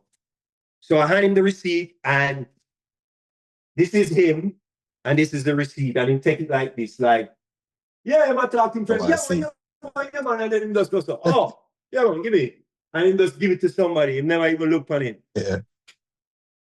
And the deal is 50%, 25% on the deal. So I hand him the receipt and him just take it, don't even look on it, toss it to the side and continue talking and stretch out him on for the tape. Yeah. So I say, I think fast, all of this happen fast. I'm say, the spirit tell me again, say, give him the left tape. So I'm going to my left pocket and chance it. I'm going to give him the left tape and him go, so as me take it out, him take it. And him say, link my money for the money. That wasn't the deal. Yeah. So I say, tick-tock, motherfucker. Tick-tock. We take the bus, go back downtown. Tick-tock, tick-tock, tick-tock. Ring. Open my little phone. Hello? Yo, that's what going on. Yo, DJ, what going artist? You say, what play the tape and we not see nothing. You mean like a real asshole, right? Why? Scratch that. Hear me now. Like a real, yeah. I say, take it out and spin it around. You take it out, like cassette. Me, I give him the cassette approach, like, say, you take it out and spin it around. Him say, yeah. And none of them on it. I say, all right, me come Monday. When we come to pick up the rest of the money, me just come Monday because it seemed like one of the interns probably labeled the tapes wrong. We are the intern, bro. We are the fucking intern. No, Kassa, that pill there, when they use the proper English, it seems like one of the interns have mislabeled the... Fuck out of here, bro. Get out of here, bro. We're not playing. I'm not playing with these people. You understand? From day one. You understand? So yeah, that is something I've been through so much battles in this industry, and it even, with money, with clients, it even ruined my friendship at one point with Kevin Lee. You understand? Yeah. Because people don't want to pay the money, and that's when, they Things get forced tough, yeah. me to now go to something that, I don't want to go to. So I Yeah. get the streets involved. These people who love me and who taught me and who were willing to die for me. I would that same, Collybuds, when Collybuds come around, Come that on, video, yeah, we yeah. shot that video Next bad downtown. video. Yeah, we shot that downtown. So the label called me and said, all right, this guy is like a pretty boy. We want to give him something. I'm going to say, what do you mean? You want a Jamrock 2.0? Yes. I was like, Jesus Christ. All right. Which that formula, I call it Beauty and the Beast. These nice, decent uptown guys. Don't tell Damien I said that. And and then I create contrast with the background. Because you know what I mean? So like Collybuds don't live that life. But the music is from Is that world, right? Yep. Yeah. Like dancehall, reggae, rubber dub vibe, heavy bass.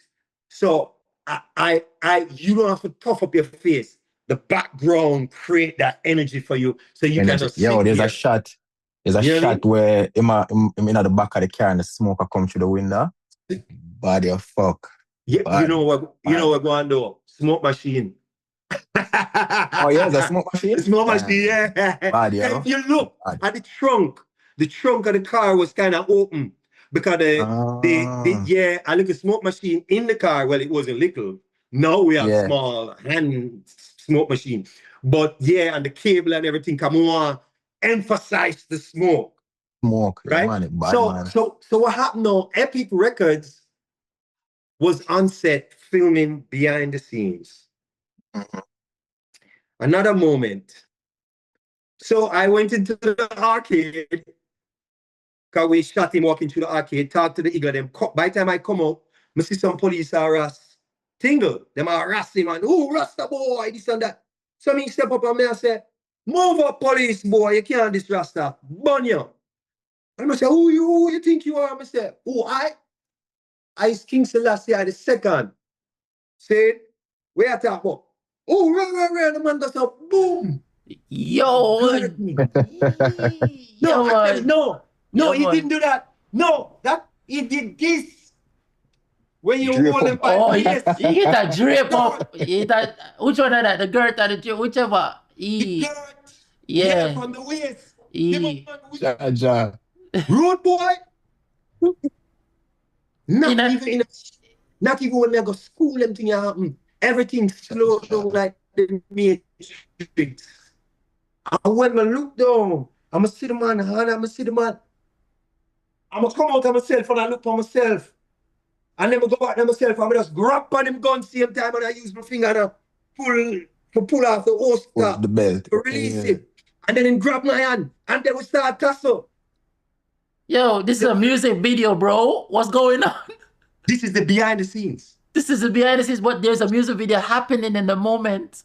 Right. Yeah. And Epic Records is filming this shit. Jesus Christ. Yo, documentary for make by you. Sorry.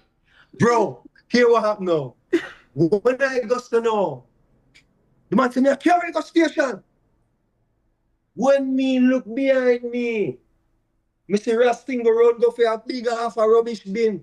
And I see 6,000 igla come, 5,000 fish market to man, 300 little youth that run out from them yard, 2 thugs that jump a fence. A man with a hand cart around come, you can't kill him, you not kill him out here today. We're going to kill him about I told him a place.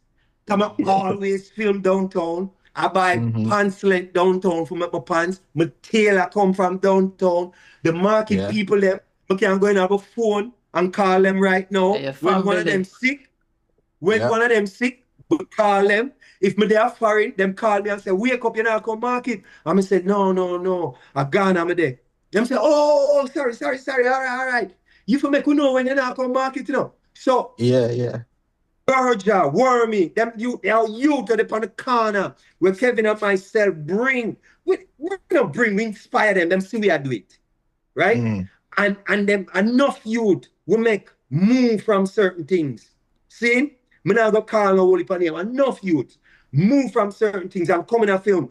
And enough people know we. Matches Lane know we. You're supposed to know who me I talk about. Tivoli Garden. Know we. Right?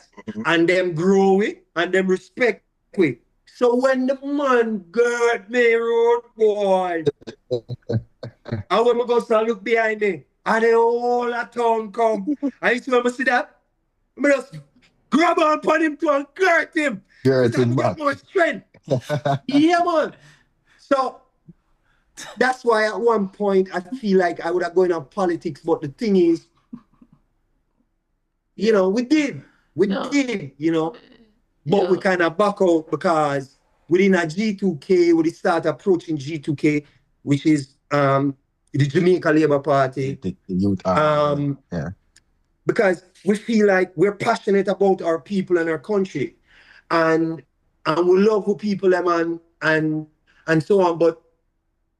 But the invasion and the slaughtering of people in Tivoli Garden, I just could not be a part of or condone that. So, you know, that was short-lived moment right there. Wow. But downtown Kingston, I feel safe down there. That's my place, my favorite place. You know what I mean? My children go down there. I buy my food down there. I buy things down there. I have friends there. I come from there. I born at Wildman Street. You understand? Yeah. And a friend said to me, say, Wildman Street, you being wild? I was like, bro, I'm not wild. Okay? That's the name of the street. Passionate. Yo, as a matter of fact, that's the name. No, you're passionate. No, that's the name of documentary. Wildman. No, that's Wildman Street. Wildman Street. Wildman Street. No, but Wildman since you're in this energy right now, me did have that question earlier. I never want to bring it back, but you're there in that energy here right now. You did said earlier that when you're becoming better, becoming a director, and you start getting bigger, you kind of start use that as like a umbrella to cover yourself to feel stronger. But underneath, you were kind of like, you still go like, shit, them not gonna find me out. So them not gonna find out, say, yeah. So question, I don't have a job. yeah. So question, like, listen, the better we get ourselves, the more we do, the more we accomplish. It builds confidence. So no man can really talk to you. And the thing is, how you stay as a person already, outspoken, and you say, as you say, you live your life to the fullest. And I have heard sometimes when people say, yo, Ras Kassa hard, you know, dog. Yo, you deal with them on that hard, you know. I mean, I like to hear from people. I like to see and talk to people. So now me there and I talk to you, I see. I may understand how you talk, just like me, very hardcore a lot of the time. And like fuck you, me I live my life, me care about myself right now. So point me I try to get to is, the way how you stay. And as you say, the more confidence you have now, and some people can't really talk because, I'm sorry, man, I need no receipt for teach this because me already a master at this. Do you see it as ego for you? Do you see it as ego, or do you just see it as, yo, we're just good, I know what I do, I talk from my heart? If I can interject before you start, Mark Twain, you know, have a line where him say that, you know, it's not bragging if it's true. And the fact say, you know, Kassa have this experience under him belt and him know him work, him know what him worth, is not ego. It's the truth. Him know say him can do this, him know him can do that. So yeah, Kassa answer, yeah. But me live in LA, so you can't tell me about ego with people still know what them are doing now. People know what them are do all day long and still full of ego. No, but So let me tell you the what I truth. say? No, I'm gonna tell you the truth. And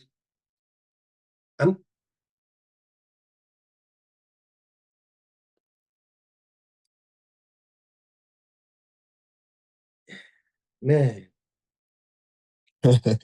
it's bro, this is a very this can make me get emotional because here's the thing, right? I'm a student of this game until the day I die. Yeah. I don't know shit. I am trying to motivate myself, right? I'm trying to motivate myself when I go there because I have these, I'm not afraid. And it get me in trouble where I end up get $100,000 to make a music video for Beanie Man. Dude, I wanna do that video, right? And then I get a big budget and I got scared. And what these motherfuckers don't realize, this is like I'm fighting about the feeling right now. People don't even, they're so fucking stupid. I'm trying to tell myself that I'm good. I'm not necessarily saying I am good. I am better than you. I'm trying to say, it's like I'm looking in the mirror and I'm saying, you better be good, motherfucker. Because everybody's looking. And not just that, your future children looking. When you die, you know, I don't want a funeral and dumb shit like that, but what you going to leave for the next generation? You know, what you going to leave for them? They're looking, and then you get this gift. I came out of nowhere. Almost everybody work at TVJ, and I didn't. I came out of nowhere. The only person that could have vouched for me that have credibility was Trevor Bailey, right? Mm-hmm. And of course, Kevin and them, everybody come from, you know, Atai Lee, all of them mingle with TVJ, JBC, whatever its name was at the time. And they done that and everybody knew each other.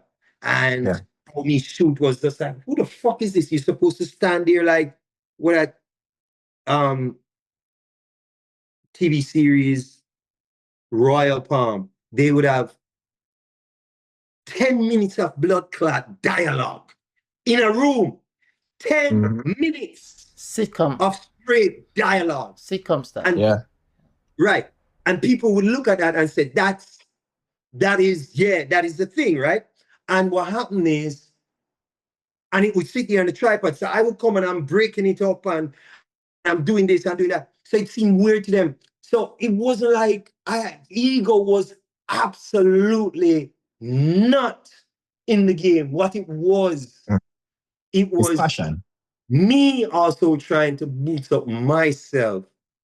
And I must say, the person that was there for me was Chris Browning. See? So that's why I still work with Chris. I know Chris' wife, I know his children. You see what I'm saying? Yeah. I love Chris. And Chris been there. And Chris was my film school, right? Yeah. And I don't know shit. Up to today, I don't know shit. When I use my camera, I don't use false color. I don't use those settings. What I use is this. I use my eyes and how it's supposed to feel. I hate movies on Blu-ray. It's like the worst thing they ever invent. I hate when a filmmaker said, make it look like real life. It is film, motherfucker. You can make it look how you want it to look. However you want it. When Just like the third world. When I hear everybody say, the color science in the Alexa, that's why it is the best. I'm like, who the fuck are these groupies? Are you fucking kidding me? You like that motherfucker, and then you give me a $1 camera and I have $1 million story, but you like that bitch and it's gonna great. I give a fuck what that is. Color science in Alexa. Okay, I'm not against Alexa, but I'm just saying, these guys are. You ever watch these YouTubers that go off on fucking equipment? Yeah, all right. Those are those are considered gearheads. We call them the Right, gearheads. yeah, but fuck all of that. We need to Yeah. go back to storytelling Yeah. and passion. Yeah. So what I'm saying Yeah. is, Mhm. to finish off your to answer to your question is this: at no time I'm saying I'm better than John. I'm saying I am the greatest. Yeah. That's one, because I'm lying to myself. Because your brain start reading the word. Remember what I said? In the beginning was the word, and the word take unto itself flesh and manifest amongst men. If you keep saying bad things about yourself, well, there you go. You're gonna get it. Yep. You know. So what I'm saying now is compare Asian story, me give, so me give a new one, right? so what I'm saying is, at no point I feel like I was better than anybody. In fact, I don't know shit. But here's what I have. I can, like I said, I don't use fast color on these things. I use my eyes. And I look at it, and then I use my other eye to imagine what it would look like with color grading. And then, which I know that long before even the client know what the concept is. And then I make room for suggestion from my colorist and my DP as well. Okay. Because it's a team effort. All right. Thank you for saying that. Come over here, me at Twitch. Me at Twitch. I was just like, I would have money as a man. I mean, we don't have to look at false color, to be honest. To be very honest, you don't need false color. No, bro. But, Come on. but it's like, because I don't know shit. no, I may have the same camera behind you. So me are like, I could make your camera, I could give you things in your camera to make you not think about those things. If you want a But I black and want white to look, think. no. That's what I'm saying. No. I'm a thinking man. No. To not think about the things that you just say you don't give a fuck about, like false color. And yeah. Me can put things in the camera for make you go, this good already. No worry, my highlights are already secure and so on. And Twain can do the same. Yeah, of course. But yeah, look at that. Yeah, as a DP, I understand, like, a lot of the times what we're doing now, we're lighting off of the monitor. But the untrained eye and the people that don't know the gear will think they're in a safe zone, and they're not, because they could be looking at a 709 file, not knowing you're looking at a 709 file over a flat. I'm going into scientific shit, not scientific, but no. geeky Go shit, ahead. but over a log file, right? So Yes. we know them thing that, but for people that don't know that, them ear, don't look past your don't look on your EL zones, don't look at your zone system, don't look at your false color, and go take that as gospel, and then they have this blown out footage. Yeah, I'm not, and you see, here's the thing too. Here's the thing. When we follow these numbers, this is what I'm saying. Everybody thing look perfect. Film to me, all right, this is my thing. If you never shoot on 35 millimeter, 16 millimeter, calm the fuck down for a minute, because there's no perfection over there. And that's the beauty of it. And the crazy thing though is, with these crazy digital camera, too fucking clean. That's why I never got into, I'm gonna break some hearts. What you gonna say? Oh God. What you gonna say? I'm not gonna say it. No. You have to go say it. No, say it. Say it. I'm not saying it. What is it? I'm not saying it. I'm not saying it. Go lock the door, come say it. You want to say it? I'm not saying it. It looked too digital. Oh. And I was just like... So that's not nothing for say? It looked digital. No, but I'm not going to tell you which film. So anyhow, wait, the room sound too... The sound, I don't like the sound. Yeah. So what I'm saying is, hear me out. So my thing is this, right? Film have this texture. It's not perfect. I think cameras are too perfect. They're too perfect now. They're too clean. And then this lens, and then it's too much perfection, right? It's too much perfection. And I'm like, wait, hold on a minute. Life is not perfect. Mm-hmm. You see what I'm saying? Life is not perfect. Like in creation, there's no square and no straight lines in creation. Okay? So my thing is, why not just tell real stories and don't get caught up too much? Yes, we want this particular look, but bro, also be open. Little X tell me that, just give me the line. That video is a mistake that turned into a fucking hit. That look where Sean walk out on the thing and him said that's not how it was supposed to be. Him says a mistake and it turned out to be a hit. So to me, when I look at the room, turn off all the light, okay, Chris, and roll off the orchestra now. Boom, turn on the first light. All right, wonderful. All right, turn on the back light now. Then this, that, okay. Pretty. No, take away some of those fucking lights. You think this is a Jamaican commercial? The fuck out of here. You know what I mean? You understand? Yeah, and then no, because of the story or the pain or these fucking short films, they're too clean, they're too everything. It's like, what are we? We jacking off on fucking technical things? No, where's the soul, bro? I look at that shit and I said, Auntie, can I paint over your room? I expect 100,000 and I paint over the whole fucking room. And once I get that color, I choose the color of the clothes when I'm gonna wear, based on them skin tone, based on that. That's what the fuck we need to do. And stop putting people in a red shirt, yellow shirt, blue shirt. And I'm looking at this like, what is this? The primary colors. Them need the skin to look the way. And it's like, the skin can look the way. The skin a clash with the wall. It a clash with the clothes. Exactly. That's what we need to do. And then now, we throw the lights in and we feel it. And then we see it every day. Look at it every day. And then now, you know what I do when I'm not working? Looking at lights. People watch. Yeah, that too. But I also watch a light. Yeah, well, to sum it up, I'm preparing for work every day. Every day when I'm not filming or writing something, I am preparing for work, and I spend hours of looking at colors. Hours of looking at colors and how certain color and product make me feel.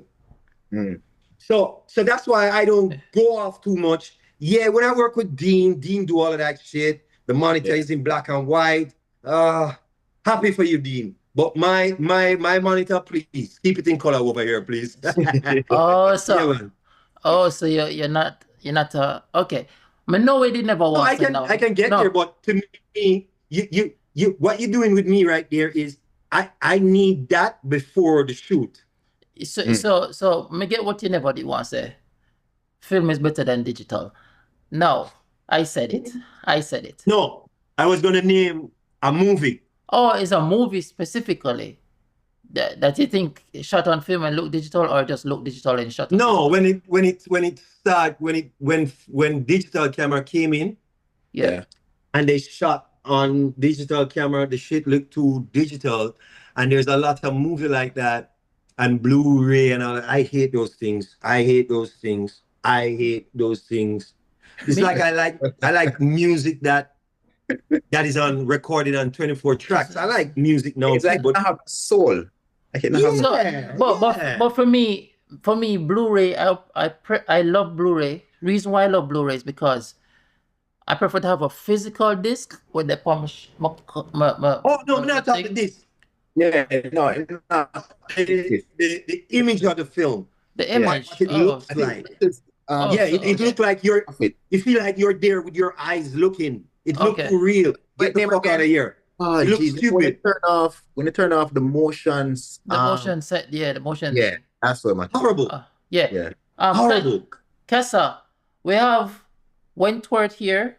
I know say so leave, but Wentworth there is a fellow DP. He's supposed to know Wentworth. Him there, Jamaica. You have something you want to say, Wentworth? Blessings. Bless up. Blessings, just Respect, man. you know, See? the fun thing is we've never met before, but I can safely say that your work over the years, coming into this thing, because my country youth, you know, country where I come from, See? got met my way That into means you have things. good people then. Yeah. I try. Yeah, but And that also means you never hear say I'm an asshole, right? well, Oh, you so heard here's that the too. thing. Oh, So here's God. so here's the Everybody heard thing. that. Jesus Christ. No, but here's the Who thing. is responsible for this campaign against No, me? so Who is here's it? Who is this? No, but guess what Go happened? ahead. Everybody get it wrong, Kassa. I'm going to tell you why. Yeah. I soon understood why people say that. Mhm. All right. Because you see people know what they want. Yeah. And people, I think that the Jamaican collective as a whole, a lot of film practitioners in Jamaica are not oh God, I won't put this now because my watch what I do, you know. No, man, say it, man. I will Say it. defend you. I will defend you. My watch it. I Blame think it on me. everybody have some level of that is like I'm trying to impose thing. There's a big level of imposition from everybody, and I feel like my vision need to be exercised with yours. Like, no, this is my vision. I bring it on to come help me do this. And Yeah. you know, just working in the field and as I said, coming from country and then coming into it. And we even the other day we just shot a feature film and we had the same problem. Nice. Yeah, we just yeah man, respect tax man. So Local yeah man, story local. and so on. Yeah man, Okay, local great. story. Film. When I tell you about a film called Stupid. Oh, great. You Yeah. direct or just DP? No, I was a DP. Wife is director. Okay. So, wait, man. slow down. Wait. Who you said? My wife. Oh, like how that sound, bro. Yeah, but Beautiful. I like it does seem like my wife is a I'm director. one of them Kassa where him partner actually in a film, so I never have to tell her for go on. yeah, but Okay. Oh Yeah, yeah.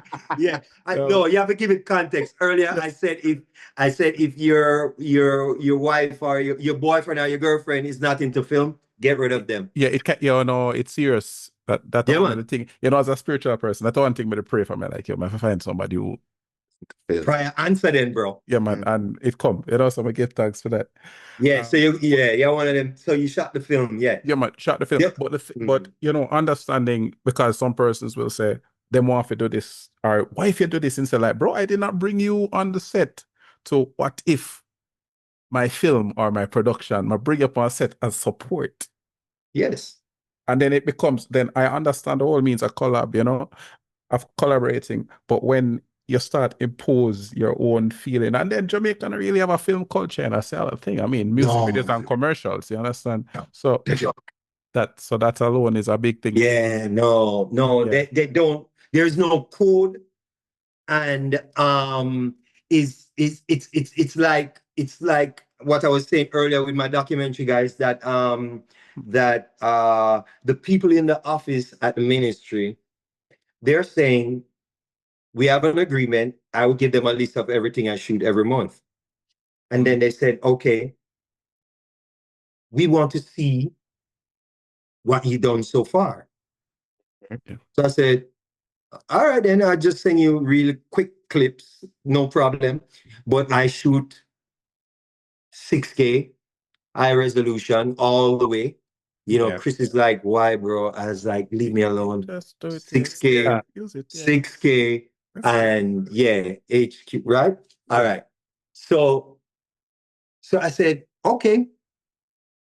I send you mini clips of everything, and I have it on paper because you people are paper people. And then they said they respond however long later and said, no, those short clips are not going to work. We need to see everything. So I said, what are you looking for?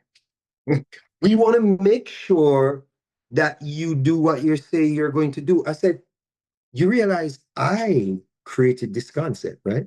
Yeah. You guys can do that. You guys deal with paper stuff. I actually create something, okay? And this is my concept. This is my vision, right? And so what do you mean? He said, this is my vision. This is, you know. So I said, all right.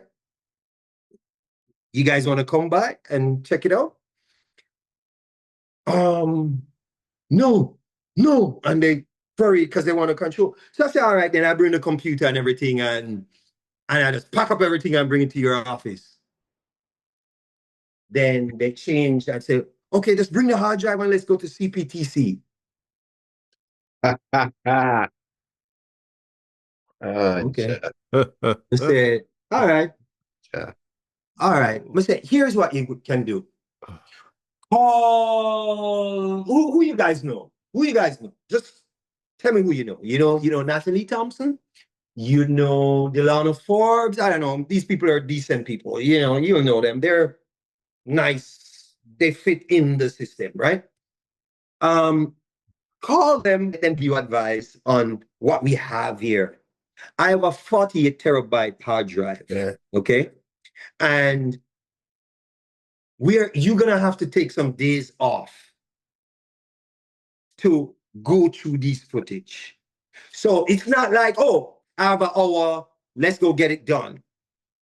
It don't work like that, because I know we're going buff till the sun come. It's gonna buffer where you understand? It's gonna be a nightmare for you, because I'm gonna be chilling. Yeah. And don't make any proxies either. Yeah. I'm not making any fucking proxies. I'm pulling up 6K footage on you motherfuckers, right? Because you need to see it. So here we go. And I say, just call these people and tell them these things that I say. Write it down and tell them, and they're going to tell you, oh, what you're doing is trash, because it's not going to work. And so these people have a problem. They think I'm this crazy guy, and they think, all of these things, I'm an asshole. But you know what I start doing? I start to record almost every encounter I have with people, not to use it against them, but I got it from the movie G's and P's, about the lady who write those stories for Disney. What's fucking movie name again, man? Come on, guys, this is a classic.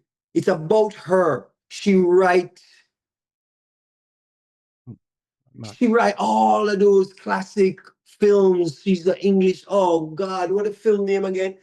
She record all of her sessions. Harry Potter? Huh? I know Harry Potter we're talking about. No. It's about Disney, but Walt Disney and thing, but it's about the lady who write those stories who made Disney become famous. Right, I never hear about she. Yeah, man, what's her name, man? It's right there. I can't. Anyhow, let me finish it. So she used to record all of her sessions. Is Linda? Linda? No. Okay. No, I'm gonna text it to you though. To me, when I get off, it's probably going to come back. So she used to have her session. So when the credits of the movie, because it's a biography on her life, right, and it tying with Disney, right? So so the audio, when the credits going up at the end of the film, they play the audio back in the day, way back in the day, because she used to record it, and you could hear her in there. Listen, I need dun dun dun dun dun dun dun dun. No, let's try it. Dun dun dun dun dun from the piano, and I'm like, this is real. This is like in the 50s, 40s, whatever, right? But she record all of this, and I thought that was amazing. So even if I just pick up somebody on the road and get them a ride, I record our conversation. So therefore, I record these people as well. Yeah. And this is going to be something one day I'm going to play. Documentary about you. Yeah. With my encounter, because make a note. So yeah. So therefore, I am in a film as well. So I am in a film as well. Even this is a film. So my story climbing up on the table in the digital meeting and ask the lady, is she out of her fucking mind? I guess that's a film, right? Yeah. But I live my life like that, where everybody, including my children, they're all character. So that, and I'm not afraid of my character. So therefore, that's why I'm not afraid to say, Twain, are you fucking kidding me? Why Twain is the fucking prime minister? You know what I mean? Because at the end of the day, you're gonna eat some food and you're gonna take a dump, just like all of us. Yep. So, but with that being said, let's close off the food thing. Yeah. I stay healthy. I eat one cooked meal a day, and I would consume my first meal, probably like a smoothie or something, somewhere like 11 or so. And my first cooked meal would be somewhere between 3 o'clock, you know, and that would be the only cooked meal for the day. And I'm, like I was telling somebody the other day, you don't need these 9 hours of sleep. It's not about sleep, it's about how much time you eat. So we have this Western foo idea about 3 meals a day. Bro, if you have egg and bacon for breakfast, then 1 o'clock, you have chicken, and then 8 o'clock, somewhere about, you have fish. Heavy. None of those food don't leave your system yet. No. So when you go to sleep, what happens is your system is working to chop up the food.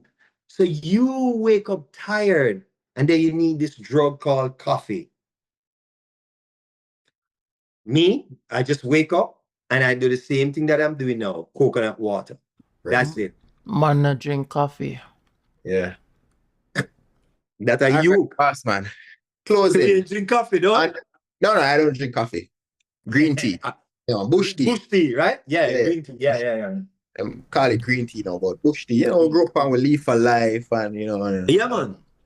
And the next time we come up, maybe bring some sour sap for you and some cinnamon and I mean, so yeah, so I try to stay healthy, and of course, more than lifting weights, it's more like stretching. You understand? And if I sit down too long, I get up and start do something, but I realized I was being a little bit dramatic a while ago. Yeah. But that's why I kind of control myself. But good. But it's a session, you get up and you walk around and you run, and yeah, man. The discussion, is not. Yeah.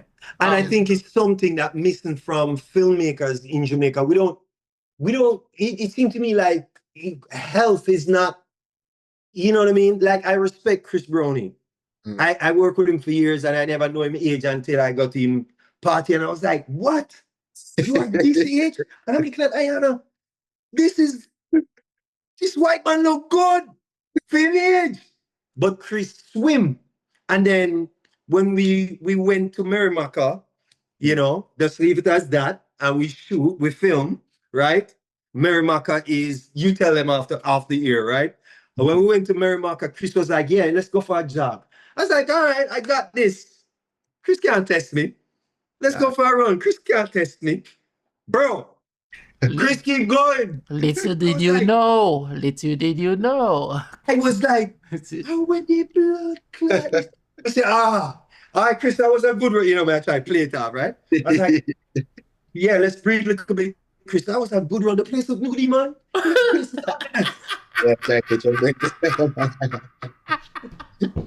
Guess why? Chris rides. Stamina. Chris ride him cycle. So I'm in my community. I just live down the road from him. And Chris have me say I ride in my community. He say, hey boy, what you do right now? And we end up talking and things. But him cycle and him stay fit and swim. Yeah. And so for me, stretching and then light weights, because I had an injury for a couple of years where I land on my feet. Yeah, and kind of messed. So I can't go too heavy on the weights, and I can't go do gym right now still, even though I'm good now. But I do lighter weights, like like a 50-pound on the dumbbell or 45 somewhere, and and I just try to keep it light. But the main thing is not to look strong, it's to be strong. And to be lean more than bulky. I've been doing what help a whole heap is just hang.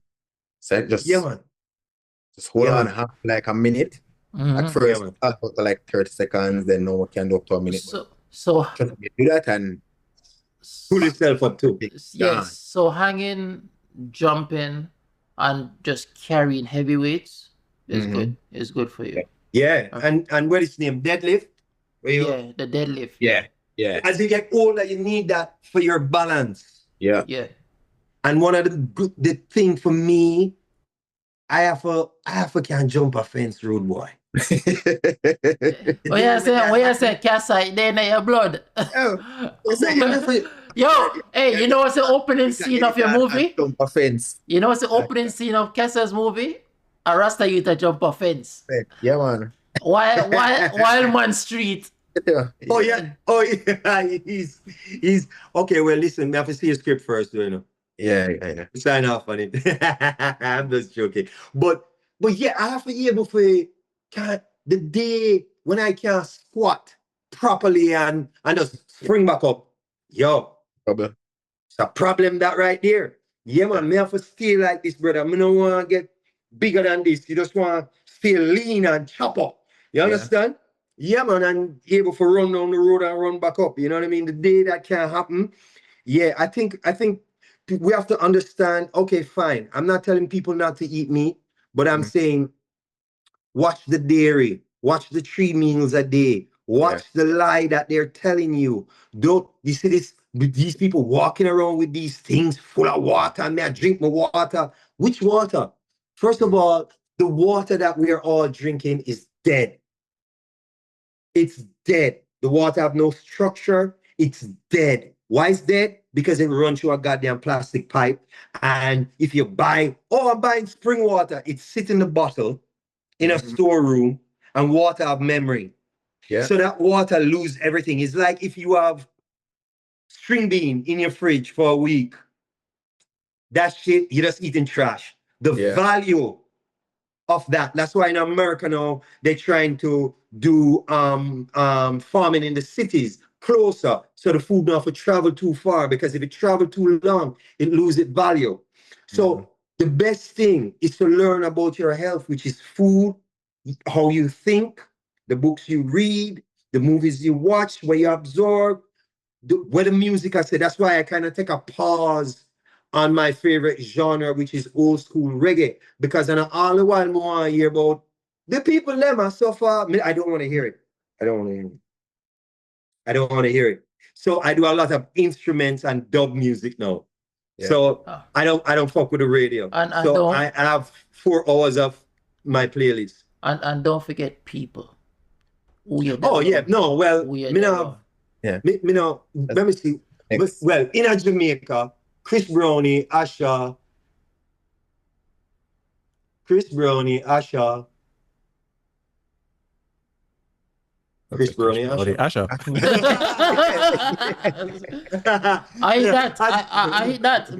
But sir, please a triangle. Yeah. Other than that, man, Ayana and the children, outside of that, I'm not really, I'm not look on people. As Sister say, I'm going to have to take flip on people. I'm not look on people. Yeah. You know what I mean? Because here's the thing. The thing is, it's like even friends that I have, and I'm trying to tell them, you're very talented, and you have all the things to make you get to your destiny quicker. But you can't want something out of life and you go to bed 8 o'clock and you casually wake up slow on Sunday, 9, 10 o'clock. Then you sit in bed and you see what's happening on Instagram. And then you talk to your school friends and you talk, you feel good about yourself. Do no blood clot thing. Go to your bed early or late, wake the fuck up. Wake up before everybody. The other day I wake up, Ayana wake me up at 3 o'clock. It was raining a lot. I'm not going to keep you guys long. Me the oldest one here, so I'm going to do the old people thing. I'm going to tell you a lot of stories. Right? You remember when your auntie and your uncle and you're like, Jesus Christ. Say, tell me this already. So Ayana wake me up at 3 o'clock, bro. And she's like, you need to move the other car. You park it under the tree, and there's a lot of lightning. And I was like, what kind of movie is this? I said, you know what? No problem. I get up out of the bed. I march, go outside in the rain, exactly how I is, which is pretty much naked, right? Because I don't sleep. I don't wear pajamas. Like, who dress up and go to bed? What the fuck is this? Most of the time, I'm dead ass naked. Where you say natural mystic. Natural mystic. Yeah, and not just Yeah, that too. Is it's good. Actually, it's good for you in the dark, cold weather. Of course, it's good for black. you. Yeah, dark. Yeah. Black. Yeah. And if you're not sleeping in linen or 100% cotton, no, do it. No bother. Please, I'm not impressed. Get out of here. So I got up, I walked out to that motherfucker, and there's a lot of water on the ground. So, you know, when that cold water hit me, shock me, and I wake up. Move the car, go back. I can't sleep. Vex the ass class in the road, boy.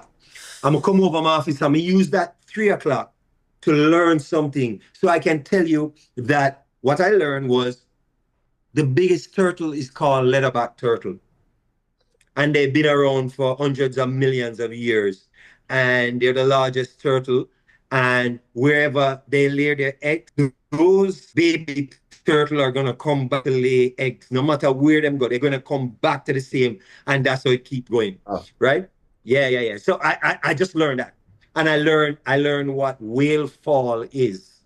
You know, it's a dramatic story, but I turned it into a short film. We'll talk about that. But yeah. So you know, just don't be afraid of nothing. To run up now. Don't be afraid. Oh yeah, bathe in cold water. Oh yeah, in cold water. A natural thing that wait.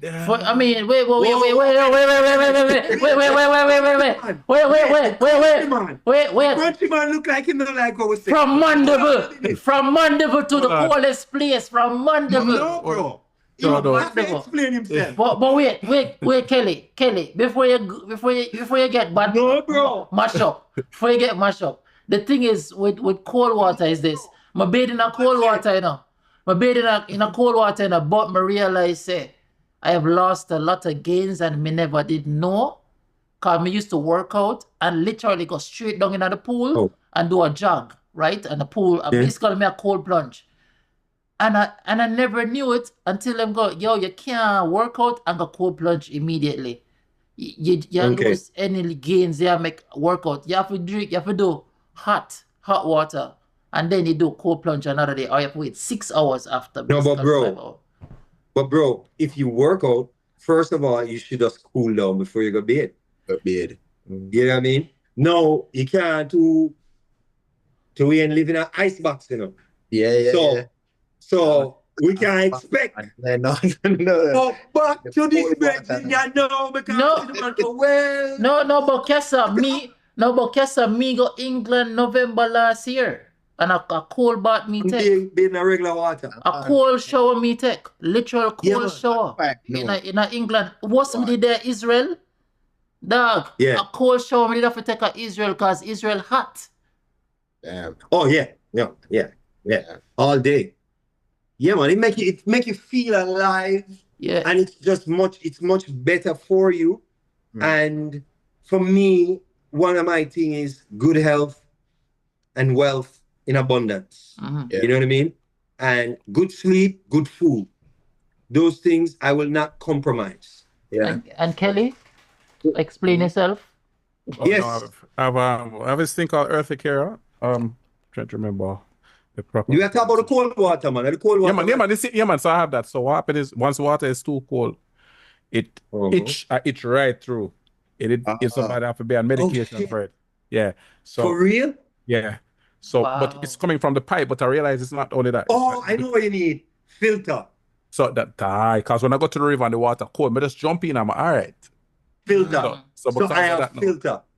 All right. So when I have to be the hot water come out of the pipe now, because it at least clear up some of whatever. Go under the water, say not do that bad. But once I be in cold water, it's an itching. So, but when I go to the river, I'm fine. Totally fine.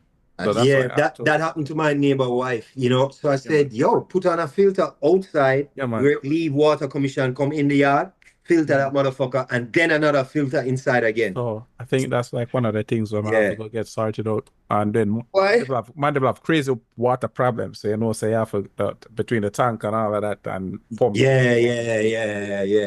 So Who is that's the a very- MP? What's your name again? Yeah. Just reach out to PMP or JLP. The JLP, man. Yeah, man. Reach out. But I'm hard. But thing is, I'm hard in something. So when I'm there, then with the Spanish town again, and then that our next place to the water. So Yeah, it's rough on you, brother. I'm sorry. The problem is that you grow up and you never get to on a bed with a pan and them. Exactly. That and be a problem. No, all of this treated water be a problem. If thanks to the discussion, you know, Yes, I. what a whole heap of gem, you know, whole heap of knowledge to share with we both about filmmaking and life in general. Before we go, you on the socials, tell the people them can find you on social media, you know, if you. Yeah. Don't find me, please. Don't look for me, as I'm not looking for you guys. You leave me alone. Yeah. I mean, why? Because here's the thing. Mm-hmm. This is why I them say old people that on Facebook. I never know to use Facebook. Don't even mention. And I'm not acting like I'm this old man, right? But I think, on Twitter, it's just too much talking, like, it's too much talk. But here's the thing now. So I had some people come in and them say, all right, blah, blah, boom, boom, boom, and shut down this and lock that, and some of us start delete some people off, because I have more people in the industry on Instagram. Yeah. So you see where they're looking at the thing, but they're not liking it. Gotcha. So don't look for that. You know what I mean? The real my people, which is the Jamaican everyday people, them always find me, and then the people them here and there, Salvador and America, them show me love. So to those people, don't find me, please. Big up again for the reason and the discussion. Sorry, I'm reach late, but yeah. I say go. You gonna color this? Yo, say. I'm gonna be very honest with you. I was coloring them. I never did a direct. I did I put some just saturation and a curve, just a contrast curve. But I realized sometimes it crush the footage too much, because the footage, when you see this, it not come out as good as you see it. It'll come out in a it already compressed. It's so compressed, and it not even come out in a 1080, even 720. Yeah. So Because it's just outside of the compression, them have a pipeline with them running at them stuff here just to keep it, just to keep the size, the file size. Color also carry size, so them try to cut off like couple of the, so probably a 400 enough with less than 400, unless I get 4. I get 4. So oh god. Recently I just kind of take off the color and just live with what we have. As long as my biggest thing is audio. We want the audio for good. So thank you everyone for tuning in to another episode of the UNOUVUE podcast. You can find us on all the major social media platforms. Until next time, one love.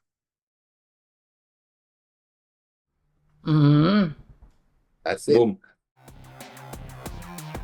Thank you for listening to the UNOUVUE podcast. Please do not forget to like, share, and subscribe. And if you want more information on today's episode, check the show notes below if you are on a podcast platform, or the description if you are on YouTube. See you next episode.